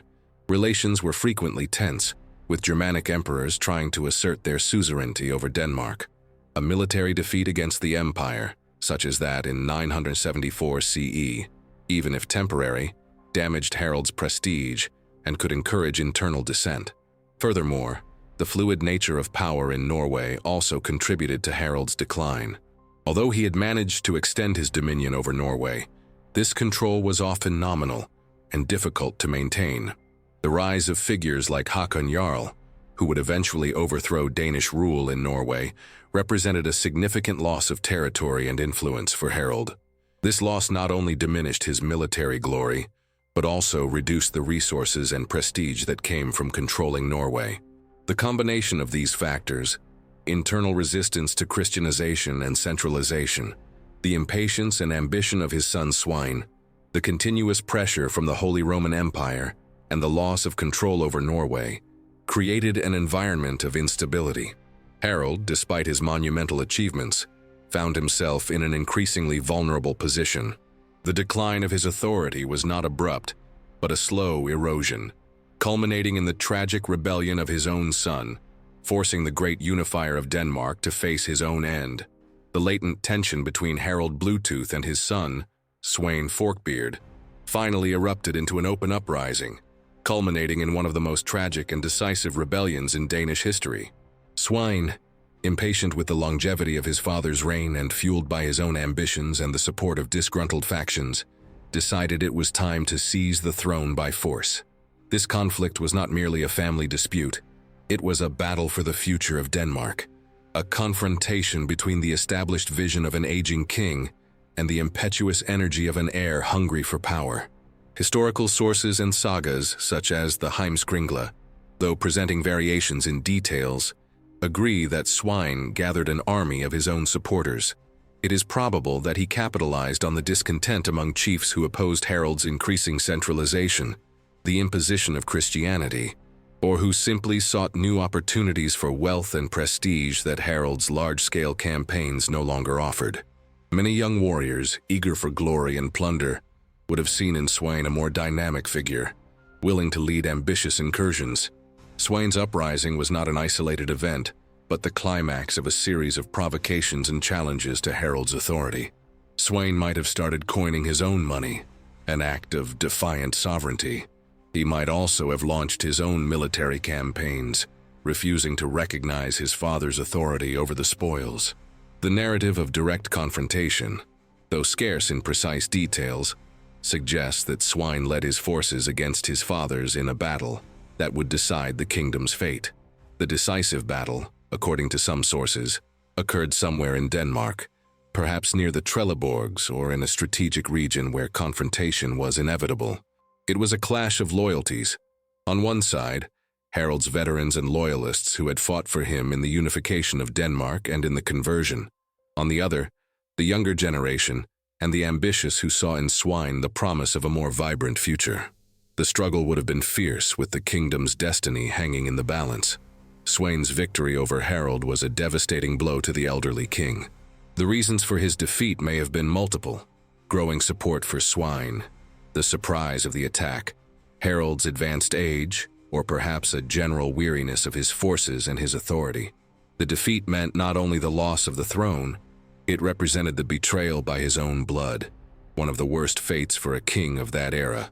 The son raised the sword against the father, and the kingdom trembled under the blows of impending patricide. While there are no records of Harald being killed by Sweyn's sword, the uprising forced him to flee, exiling him from the kingdom he had built. Sweyn Forkbeard's rebellion is a grim reminder that, in the Viking Age, power was rarely relinquished peacefully. The throne was conquered and defended with iron and blood, and even the most sacred family ties could be broken in the name of ambition and the pursuit of the crown. With Sweyn's ascent, Denmark entered a new phase, with a new kind of king in charge, ready to turn his attention to the rich kingdoms to the south. Harald Bluetooth's defeat at the hands of his own son, Sweyn Forkbeard, cannot be attributed solely to the younger prince's superior military force. A crucial element in Harald's downfall was betrayal, a breach of loyalty by allies, nobles, or even members of his own court who turned against him at the most critical moment. In Viking Age politics, alliances were often volatile, and loyalty could be easily bought or lost, especially when a king appeared to be losing his power or when a more attractive alternative emerged. The dynamic of betrayal at Harald's court was likely multifaceted. Some nobles might have resented Harald's increasing centralization of power. Throughout his reign, Harald worked to diminish the autonomy of local chiefs, concentrating wealth and authority in his own hands. For jarls and lords who valued their independence, Sweyn's ascent, which perhaps promised a return to a more decentralized system, or simply a new regime where they could gain more influence, was an opportunity. They might have exchanged their allegiance for promises of land, wealth, or positions of power in Sweyn's new government. The religious question may also have been a factor in betrayal. Although Harald had embraced Christianity and strived to convert his kingdom, pagan resistance persisted, especially among some segments of the nobility. If Sweyn, in his early years, maintained a more ambiguous or even sympathetic stance toward paganism, as some sources suggest, though this is debated, he might have attracted the loyalty of nobles who felt alienated by Harald's Christian policy. Adherence to a religious cause could be a powerful catalyst for defection. Harald's age and perceived weakness may also have played a role. In Viking culture, the ability to lead in battle and maintain control was essential for a king's legitimacy. As Harald aged, and if his reign became less focused on large-scale raiding and external conquest, in contrast to Sweyn's youth and impetus, some of his younger, more ambitious followers might have seen his reign as stagnant. Defection to Sweyn's side, the new and promising leader, was a way to secure their own future and seek new opportunities for glory and wealth that the old regime no longer seemed to offer. There are no detailed records of specific names of nobles who betrayed Harald, but the pattern of filial rebellions in Viking history frequently involved the defection of advisors, military commanders, and landholders who saw an advantage in siding with the stronger claimant. Betrayal was not just a matter of personal disloyalty, it was a political strategy, a cold calculation of risk and reward. For Harald, the betrayal by his allies must have been as painful a blow as the military defeat itself. It meant that the fabric of loyalty he had worked so hard to weave over decades of his reign was unraveling, and that even those he trusted had chosen to follow the path of the rising sun. This betrayal not only hastened his downfall, but also solidified Sweyn's power, who would ascend to the throne on the ruins of his father's legacy and the promises of those who had changed sides. After the overwhelming defeat by the forces of his own son, Sweyn Forkbeard, the grand journey of Harald Bluetooth, the king who had unified Denmark and Christianized it, ended in a humiliating flight and a desperate search for refuge. The last moments of such a powerful monarch, reduced to a fugitive, are filled with pathos and drama, marking the end of an era and the beginning of another. Sagas and chronicles, though sometimes divergent in their exact details, paint a picture of Harald, an already elderly man, being forced to abandon the kingdom he had built with so much effort. It is not known for certain if he was wounded in battle, or if he simply sought to avoid a dishonorable capture or death at the hands of his son. The flight of a king was an act of desperation and a public acknowledgement of the loss of power. Harald, the master builder of fortresses and the unifier of lands, found himself without a safe place in his own dominion. Harald's fate after the defeat is a subject of some historical speculation. One of the most accepted versions suggests that he fled to the territory of the Slavs, the Wends, on the southern coast of the Baltic Sea. This region was a plausible location for refuge for several reasons. Firstly, Harald had marital ties with the Wends, having married Tove, daughter of an Obotrite prince. These alliances could have guaranteed sanctuary for the deposed king. Secondly, the region was outside the direct control of Sweyn and the Holy Roman Empire, offering a relatively safe haven. And finally, the Wends were often allies or trading partners of the Danes, which made fleeing there a logical option. In his exile, Harald would have lived as a king without a kingdom, relying on the hospitality of others. Details of his last days are scarce, but one can imagine the bitterness of a leader who saw his legacy dismantled by his own son. The irony was palpable. The man who had subjugated kingdoms and converted peoples now found himself deposed and homeless. The one who had forged alliances and built bridges was now betrayed and abandoned. It is likely that Harald's health was already debilitated, and the stress of war and flight would have accelerated his decline. His death, estimated to have occurred around 986 or 987 CE, was not in battle, but in exile. A melancholic end to such an impactful reign. He did not have the opportunity to see his kingdom flourish under the new faith, or to witness his son's great conquests abroad, which, paradoxically, would consolidate Danish power. Harald's flight and death in exile are a grim reminder of the transience of power and the cruelty of medieval politics. The king who had carved his glory in stone, on the Jelling stone, saw his authority crumble before his eyes. His tragic end, however, did not obscure his legacy. On the contrary, it underscored the relentless nature of the era in which he lived and the harshness of the journey to become and remain a Viking king. The story of his flight is the final punctuation mark of an extraordinary life, which paved the way for a new and ambitious era of Danish conquests. The death of Harald Bluetooth, occurring in exile after the victorious rebellion of his son Sweyn Forkbeard, was not merely the end of a remarkable life, but the catalyst for a new era in Denmark. His demise, likely somewhere in Slavia, Wen territory, around 986 or 987 CE, removed the final obstacle to Sweyn's full ascent to the Danish throne, consolidating a regime that, though born of filial violence, would elevate the kingdom to new heights of power and influence. With Harald's death, Swain Forkbeard became the undisputed king of Denmark. The legitimacy of his reign, previously tainted by the rebellion against his own father, was now formalized. Sweyn, the new king, could then fully dedicate himself to his own plans, free from his father's shadow or interference. This meant that Denmark, under Sweyn, was ready for a new type of leadership, more aggressive and expansionist than Harald's in his later years. The internal unification, largely achieved by Harald, allowed Sweyn to look beyond Danish borders. Harald's immediate legacy was complex. On one hand, he had been the great unifier of Denmark, transforming a mosaic of chieftaincies into a more cohesive kingdom. Sweyn inherited a more developed administrative, military, and economic structure than Harald had received from Gorm the Old. The Trelleborgs, the bridges, the safer trade routes, all of these were valuable inheritances that Sweyn could capitalize on.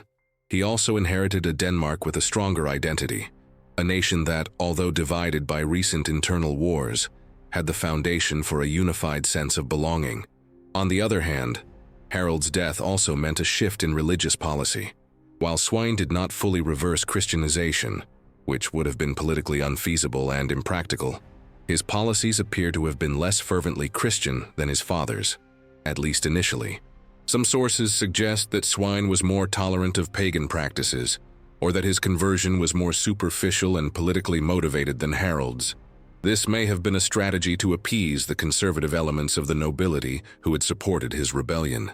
The church in Denmark, though established, had to navigate a period of adaptation under the new monarch. Harald's death also freed Sweyn to focus his energy and the resources of his kingdom on major overseas military campaigns. With Denmark reasonably secure under his rule, and family intrigues resolved, Sweyn turned his attention to England. a rich and fragmented kingdom that would become his primary objective. Sweyn's incursions into England were no longer mere raiding attacks, but large-scale campaigns of conquest, aiming to establish a Norse empire. Thus, Harald Bluetooth's death, though a melancholic end to his life, was a crucial turning point for Denmark. It solidified Sweyn's position, allowing him to build upon his father's foundations and direct the kingdom toward a new phase of expansion and imperial power. Harald's immediate legacy, therefore, was that of a unified and Christianized kingdom, ready to be shaped by the ambitious hands of his son. Norway, during Harald Bluetooth's reign, had been a key territory in his ambitions for expansion and unification, with the Danish king asserting his dominion over much of the country. However, after Harald's downfall and death, the impact on the Norwegian political situation was immediate and profound, leading to a period of instability and the emergence of new local powers that would challenge Danish hegemony. The end of Harald's dominion in Norway opened a power vacuum that would be filled by new figures and, eventually, by the consolidation of an independent Norwegian kingdom. Harald's control over Norway was never absolute or entirely stable. He had governed the country primarily through vassal kings or loyal jarls, such as Jarl Håkon Sigurdsson. However, Håkon's loyalty, as a powerful pagan leader, was pragmatic rather than ideological. He collaborated with Harald as long as it served his interests, but he also harbored his own ambitions and resented Danish influence, and especially the pressure for Christianization. With Harald Bluetooth's defeat and death, Danish power in Norway rapidly crumbled. Håkon Jarl, who had already shown signs of independence, seized the opportunity to reassert his autonomy and expel any trace of Danish control. He became the de facto ruler of much of Norway, and his ascent represented a temporary return to a more pagan and independent government, in contrast to Harald's Christian policy. This post-Harald period in Norway was characterized by a new fragmentation of power, albeit with Håkon Jarl as the dominant figure in the west and center. Tensions between regional chiefs and different lineages continued, and Danish influence, though diminished, never completely disappeared. Sweyn Forkbeard, the new king of Denmark, would have his own plans for Norway, but his initial attention would be more focused on England. The situation in Norway would also be shaped by the continuing religious dispute. Håkon Jarl, being a staunch pagan, persecuted Christian missionaries and tried to restore the old cults. This policy, however, would create the conditions for the emergence of new Norwegian leaders, who, like Harald Bluetooth, would view Christianization as a path to unification and modernization of the kingdom. The figure of Olaf Tryggvason, who would emerge as King of Norway years later, is an example of this. Olaf, a Christian king, would confront Sweyn Forkbeard in major battles, like Svolder, seeking a fully independent and Christian Norway. Therefore, the impact of Harald's death on Norway was a reaffirmation of Norwegian independence, followed by a period of consolidation of Håkon Jarl's power, and subsequently, the rise of new kings who would continue the process of unification and Christianization autonomously. Harald's dominion, though ambitious, was a transitional phase for Norway, which would eventually forge its own path as an independent kingdom, albeit often under the shadow or influence of its powerful Danish and Swedish neighbors. The seed of the Norwegian-Danish dispute had been sown, and the post-Harald era would be fertile ground for future wars and alliances. The figure of Harald Bluetooth is wrapped in a remarkable paradox, a dichotomy that defines his legacy. He was the king who unequivocally unified Denmark and introduced it to Christianity, yet ironically, he was deposed and exiled by his own son, Sweyn Forkbeard. This paradox is not just a biographical detail. It encapsulates the complexity of power in the Viking Age, the fragility of authority even for the most visionary leaders, and the ruthless nature of dynastic ambitions. On one hand, Harald is celebrated as the great unifier. The Jelling Stones are an eloquent testament to his conquest, proclaiming that he won for himself all of Denmark and Norway. His vision transformed a patchwork of regional chieftaincies and tribes into a more cohesive kingdom, with a centralized administration, infrastructure, Trelleborgs, bridges, and a coinage system. He laid the foundations of a Danish national identity, His decision to embrace Christianity was equally monumental, integrating Denmark into Europe's political and cultural network, ensuring its legitimacy, and opening new avenues for trade and knowledge. These were the accomplishments of a statesman with a long-term vision, someone who looked beyond immediate plunder and glory. However, the zenith of his career was also the prelude to his downfall. The irony lies in the fact that the very king who had subjugated so many enemies and built such a strong kingdom was unable to control the ambition within his own family. Sweyn Forkbeard, his son and natural heir, did not wait for succession. Sweyn's rebellion, motivated by impatience, dissatisfaction with his father's policies, especially Christianization perhaps, and a voracious desire for his own legacy, culminated in Harald's expulsion from the throne. The king who had forged Denmark into a unified nation was forced to flee it, a king without a kingdom in his final days. This paradox reveals several truths about the Viking Age and medieval monarchy. First, loyalty was not guaranteed, even within the family. Personal and dynastic ambition could override blood ties. Second, power was always contestable. Even a king who had proven himself in battle and administration needed to continuously reassert his authority. Old age or perceived stagnation could be seen as weakness, inviting usurpation. Third, Christianization, though strategically beneficial, generated resentment. Harald's policy of imposing the new faith may have alienated sectors of the nobility and populace who clung to old customs, providing Sweyn with a base of support. The nickname Bluetooth itself, if interpreted as the unifier, adds a layer of irony to this fall. The unifier was, in the end, disunited from his own kingdom and family. However, it's important to note that Harald's deposition did not reverse his fundamental achievements. Denmark remained largely unified, and Christianity continued its advance. Sweyn, though he had deposed his father, built upon the foundations Harald had laid, expanding Danish power beyond what Harald might have dreamed. Thus, the paradox does not diminish Harald's greatness, but humanizes him, showing that even the greatest leaders are subject to the vicissitudes of life, ambition, and family dynamics that transcend royal power. The monuments of Jelling, the great burial mounds, the church, and crucially, the rune stones erected by Gorm the Old and Harald Bluetooth, are not merely sites of historical and archaeological importance. They are also fertile ground for the emergence of legends and popular superstitions, including the notion of a possible curse that may have fallen upon the Danish royal family. While there is no historical evidence of a literal curse, the dramatic nature of Harald's downfall and the subsequent fates of his descendants may have fueled such beliefs over the centuries. The idea of a curse at Jelling might have its roots in the very nature of the site, a sacred pagan ground consecrated by the tombs of Gorm and Thyra, and then Christianized by Harald. The imposition of a new faith over an ancestral cult site always runs the risk of being perceived as an affront to the old gods or spirits of the land.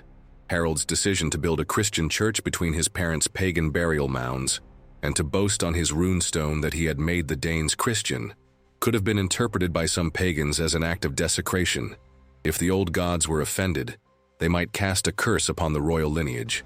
The subsequent rebellion of Sweyn Forkbeard against his father, culminating in Harald's flight and death in exile, would have been seen by many as the first and most dramatic manifestation of this curse. The idea of a son betraying and deposing his own father, especially a king who had accomplished such grand feats, was an event of immense significance and, in the mindset of the time, could be interpreted as a sign of divine disapproval or a nefarious fate. It would not have been difficult for those who clung to old pagan beliefs to link Harald's misfortune to his decision to abandon the ancestral gods. Beyond Harald's fate, the lives of his descendants could also be interpreted through the lens of a curse. Sweyn Forkbeard himself, though a victorious conqueror, had a reign marked by violence and a relatively abrupt death after the conquest of England. His sons, though powerful, also faced challenges and deaths under difficult circumstances. Gunut the Great, Harald's grandson, built a vast empire, but his death led to its fragmentation. This succession of conflicts and losses in the lineage could have been seen as continuous evidence of the Jelling curse. Legends and superstitions do not need factual proof to be powerful. They reflect the anxieties, hopes, and popular interpretations of historical events. The Curse of Jelling would be a way for the people to explain the turbulent events that unfolded within the royal family, a narrative that attributed supernatural meaning to human tragedy. For the storytellers and listeners of the time, such tales offered an explanation for the instability and dramatic fates that befell their leaders, reinforcing belief in the hidden powers of ancient paganism, even in a Denmark that was becoming increasingly Christian. The persistence of such stories serves to remind us of the deep connection between faith, folklore, and power in the Viking Age. Although Harald Bluetooth himself did not undertake the large-scale invasions of England that characterized the reigns of his son and grandson, his relationship with the Anglo-Saxon kingdom and the policies he implemented were crucial in preparing the ground for the future campaigns of Sweyn Forkbeard and Knut the Great. Harald's legacy was not only in unified Denmark, but also in the conditions he created for the projection of Danish power beyond the North Sea. Firstly, the unification of Denmark under Harald was the fundamental cornerstone. Before him, Denmark was more of a geographical concept than a cohesive political entity. Harald, through his military campaigns and political astuteness, subjugated local chiefs and consolidated power under a single crown. The Trelleborgs and other infrastructure he built were tangible testaments to this centralization, creating a more cohesive and manageable state. This internal unity was the base upon which Sweyn Forkbeard and Knut the Great could build their vast empires, without having to constantly fight against internal fragmentation. The ability to mobilize resources and men on a large scale, inherited by his successors, derived directly from Harald's work of unification. Secondly, Harald's Christianization had a paradoxical impact. On the one hand, it integrated Denmark into Christian Europe, which could, theoretically, have led to more peaceful relations. On the other hand, for Sweyn and Knut, the Christian faith would not prevent the conquest of other Christian kingdoms, provided there was justification, such as revenge for massacres of Danes in England, or a papal blessing. Furthermore, Christianization provided Danish kings with an ecclesiastical apparatus that could be used to administer an empire extending over Christian lands, such as England, legitimizing their rule. Denmark's geographical position, with its fleets controlling the North Sea maritime routes, already made it a natural platform for incursions into England. Harald, by strengthening the Danish navy and ensuring the security of ports, increased his kingdom's power projection capability. The navigation and naval warfare skills, honed under his reign, would be crucial for transporting large-scale armies across the Channel. Moreover, the pre-existing interactions and tensions between Danes and Anglo-Saxons in the Danelaw, the areas of England under Norse control, created a scenario of opportunities. Even if Harald was not actively invading, the presence of a large population of Norse descent in England meant that Sweyn and Knut would potentially have a base of support, or at least less resistance in certain regions. The smaller raiding incursions that still occurred, even during Harald's reign, kept the tradition of Viking attack alive and familiarized Danish warriors with England's wealth and defenses. Finally, the very ambience of conquest and glory that Harald had established in his kingdom through his own campaigns in Norway and the unification of Denmark inspired his son and grandson. Sweyn, in particular, grew up in the shadow of a father who had become legendary for his conquests. He inherited not only a kingdom, but an expansionist mindset. Sweyn's campaigns in England, initiated in revenge after the St. Brice's Day massacre and the subsequent conquests of Knut the Great, culminating in the creation of the North Sea Empire, would not have been possible without the solid military, political, and economic foundations that Harald Bluetooth had patiently built. The Denmark he bequeathed was a springboard for empire. Harald Bluetooth, despite his melancholic end, was not a figure whose legacy dissipated with his death.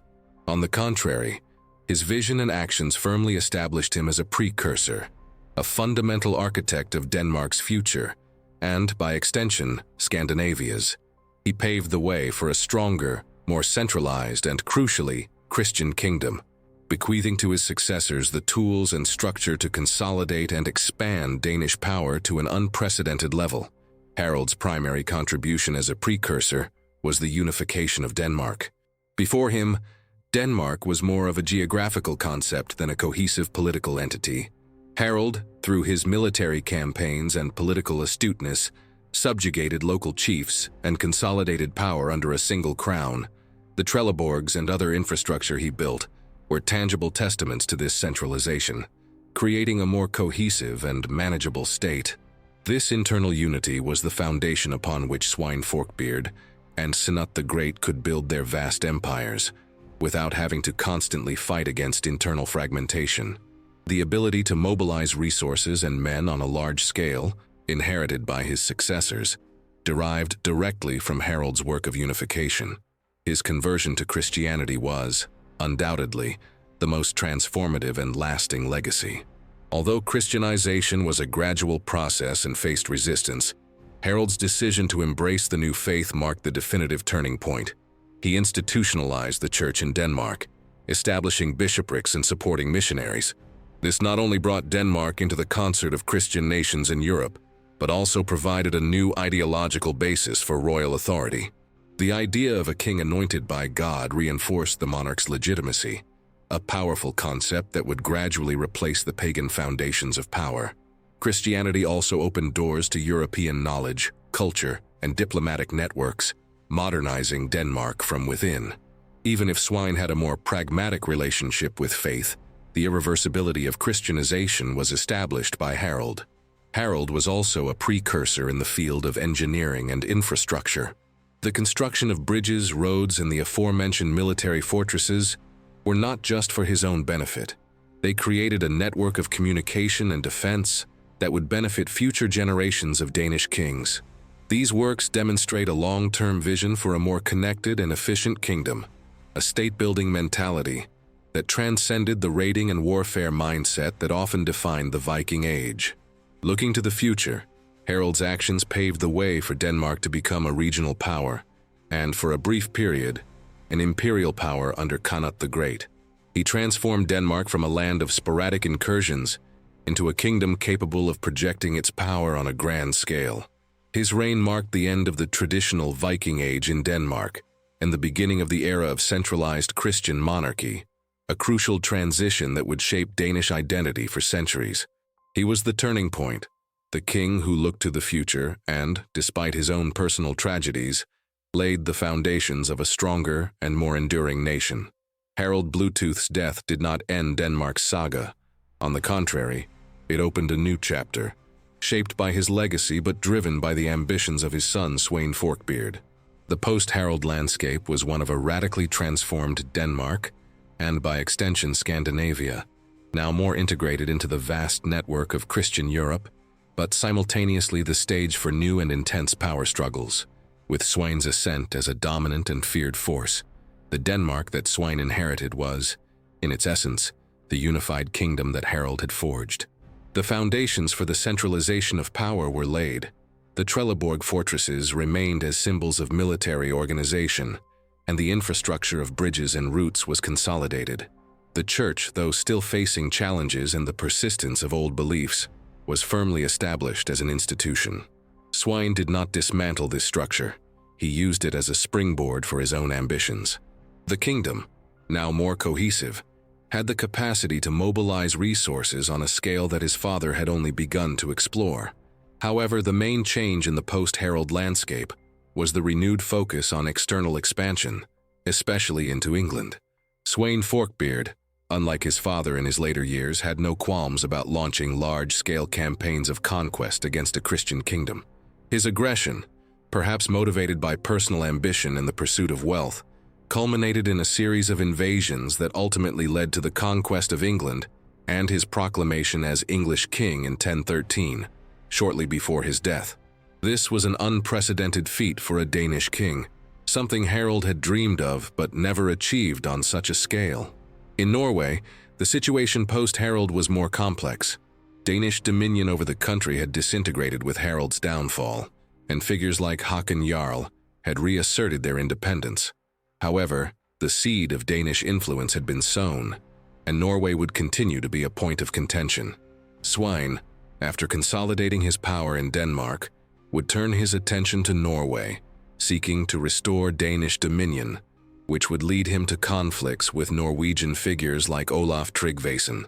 The Norwegian scenario, therefore, was one of a continuous struggle for sovereignty, with Sweyn's Denmark seeking to reassert its hegemony.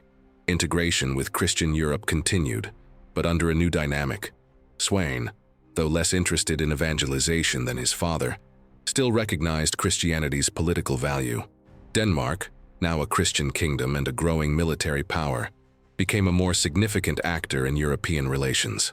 Its conquests in England, for example, had profound ramifications across the continent. Harald Bluetooth's ultimate legacy, therefore, was having transformed Denmark into a mature state, a kingdom capable of forging an empire. His epic journey, marked by unification, Christianization, and, in the end, personal tragedy, established the conditions for his son, and most notably, his grandson, not the Great, to bring Danish power to its zenith, creating the vast North Sea Empire. The post-Harald landscape was one of a Viking nation that, having embraced the new faith and centralization, was ready to redefine the boundaries of power in the medieval world.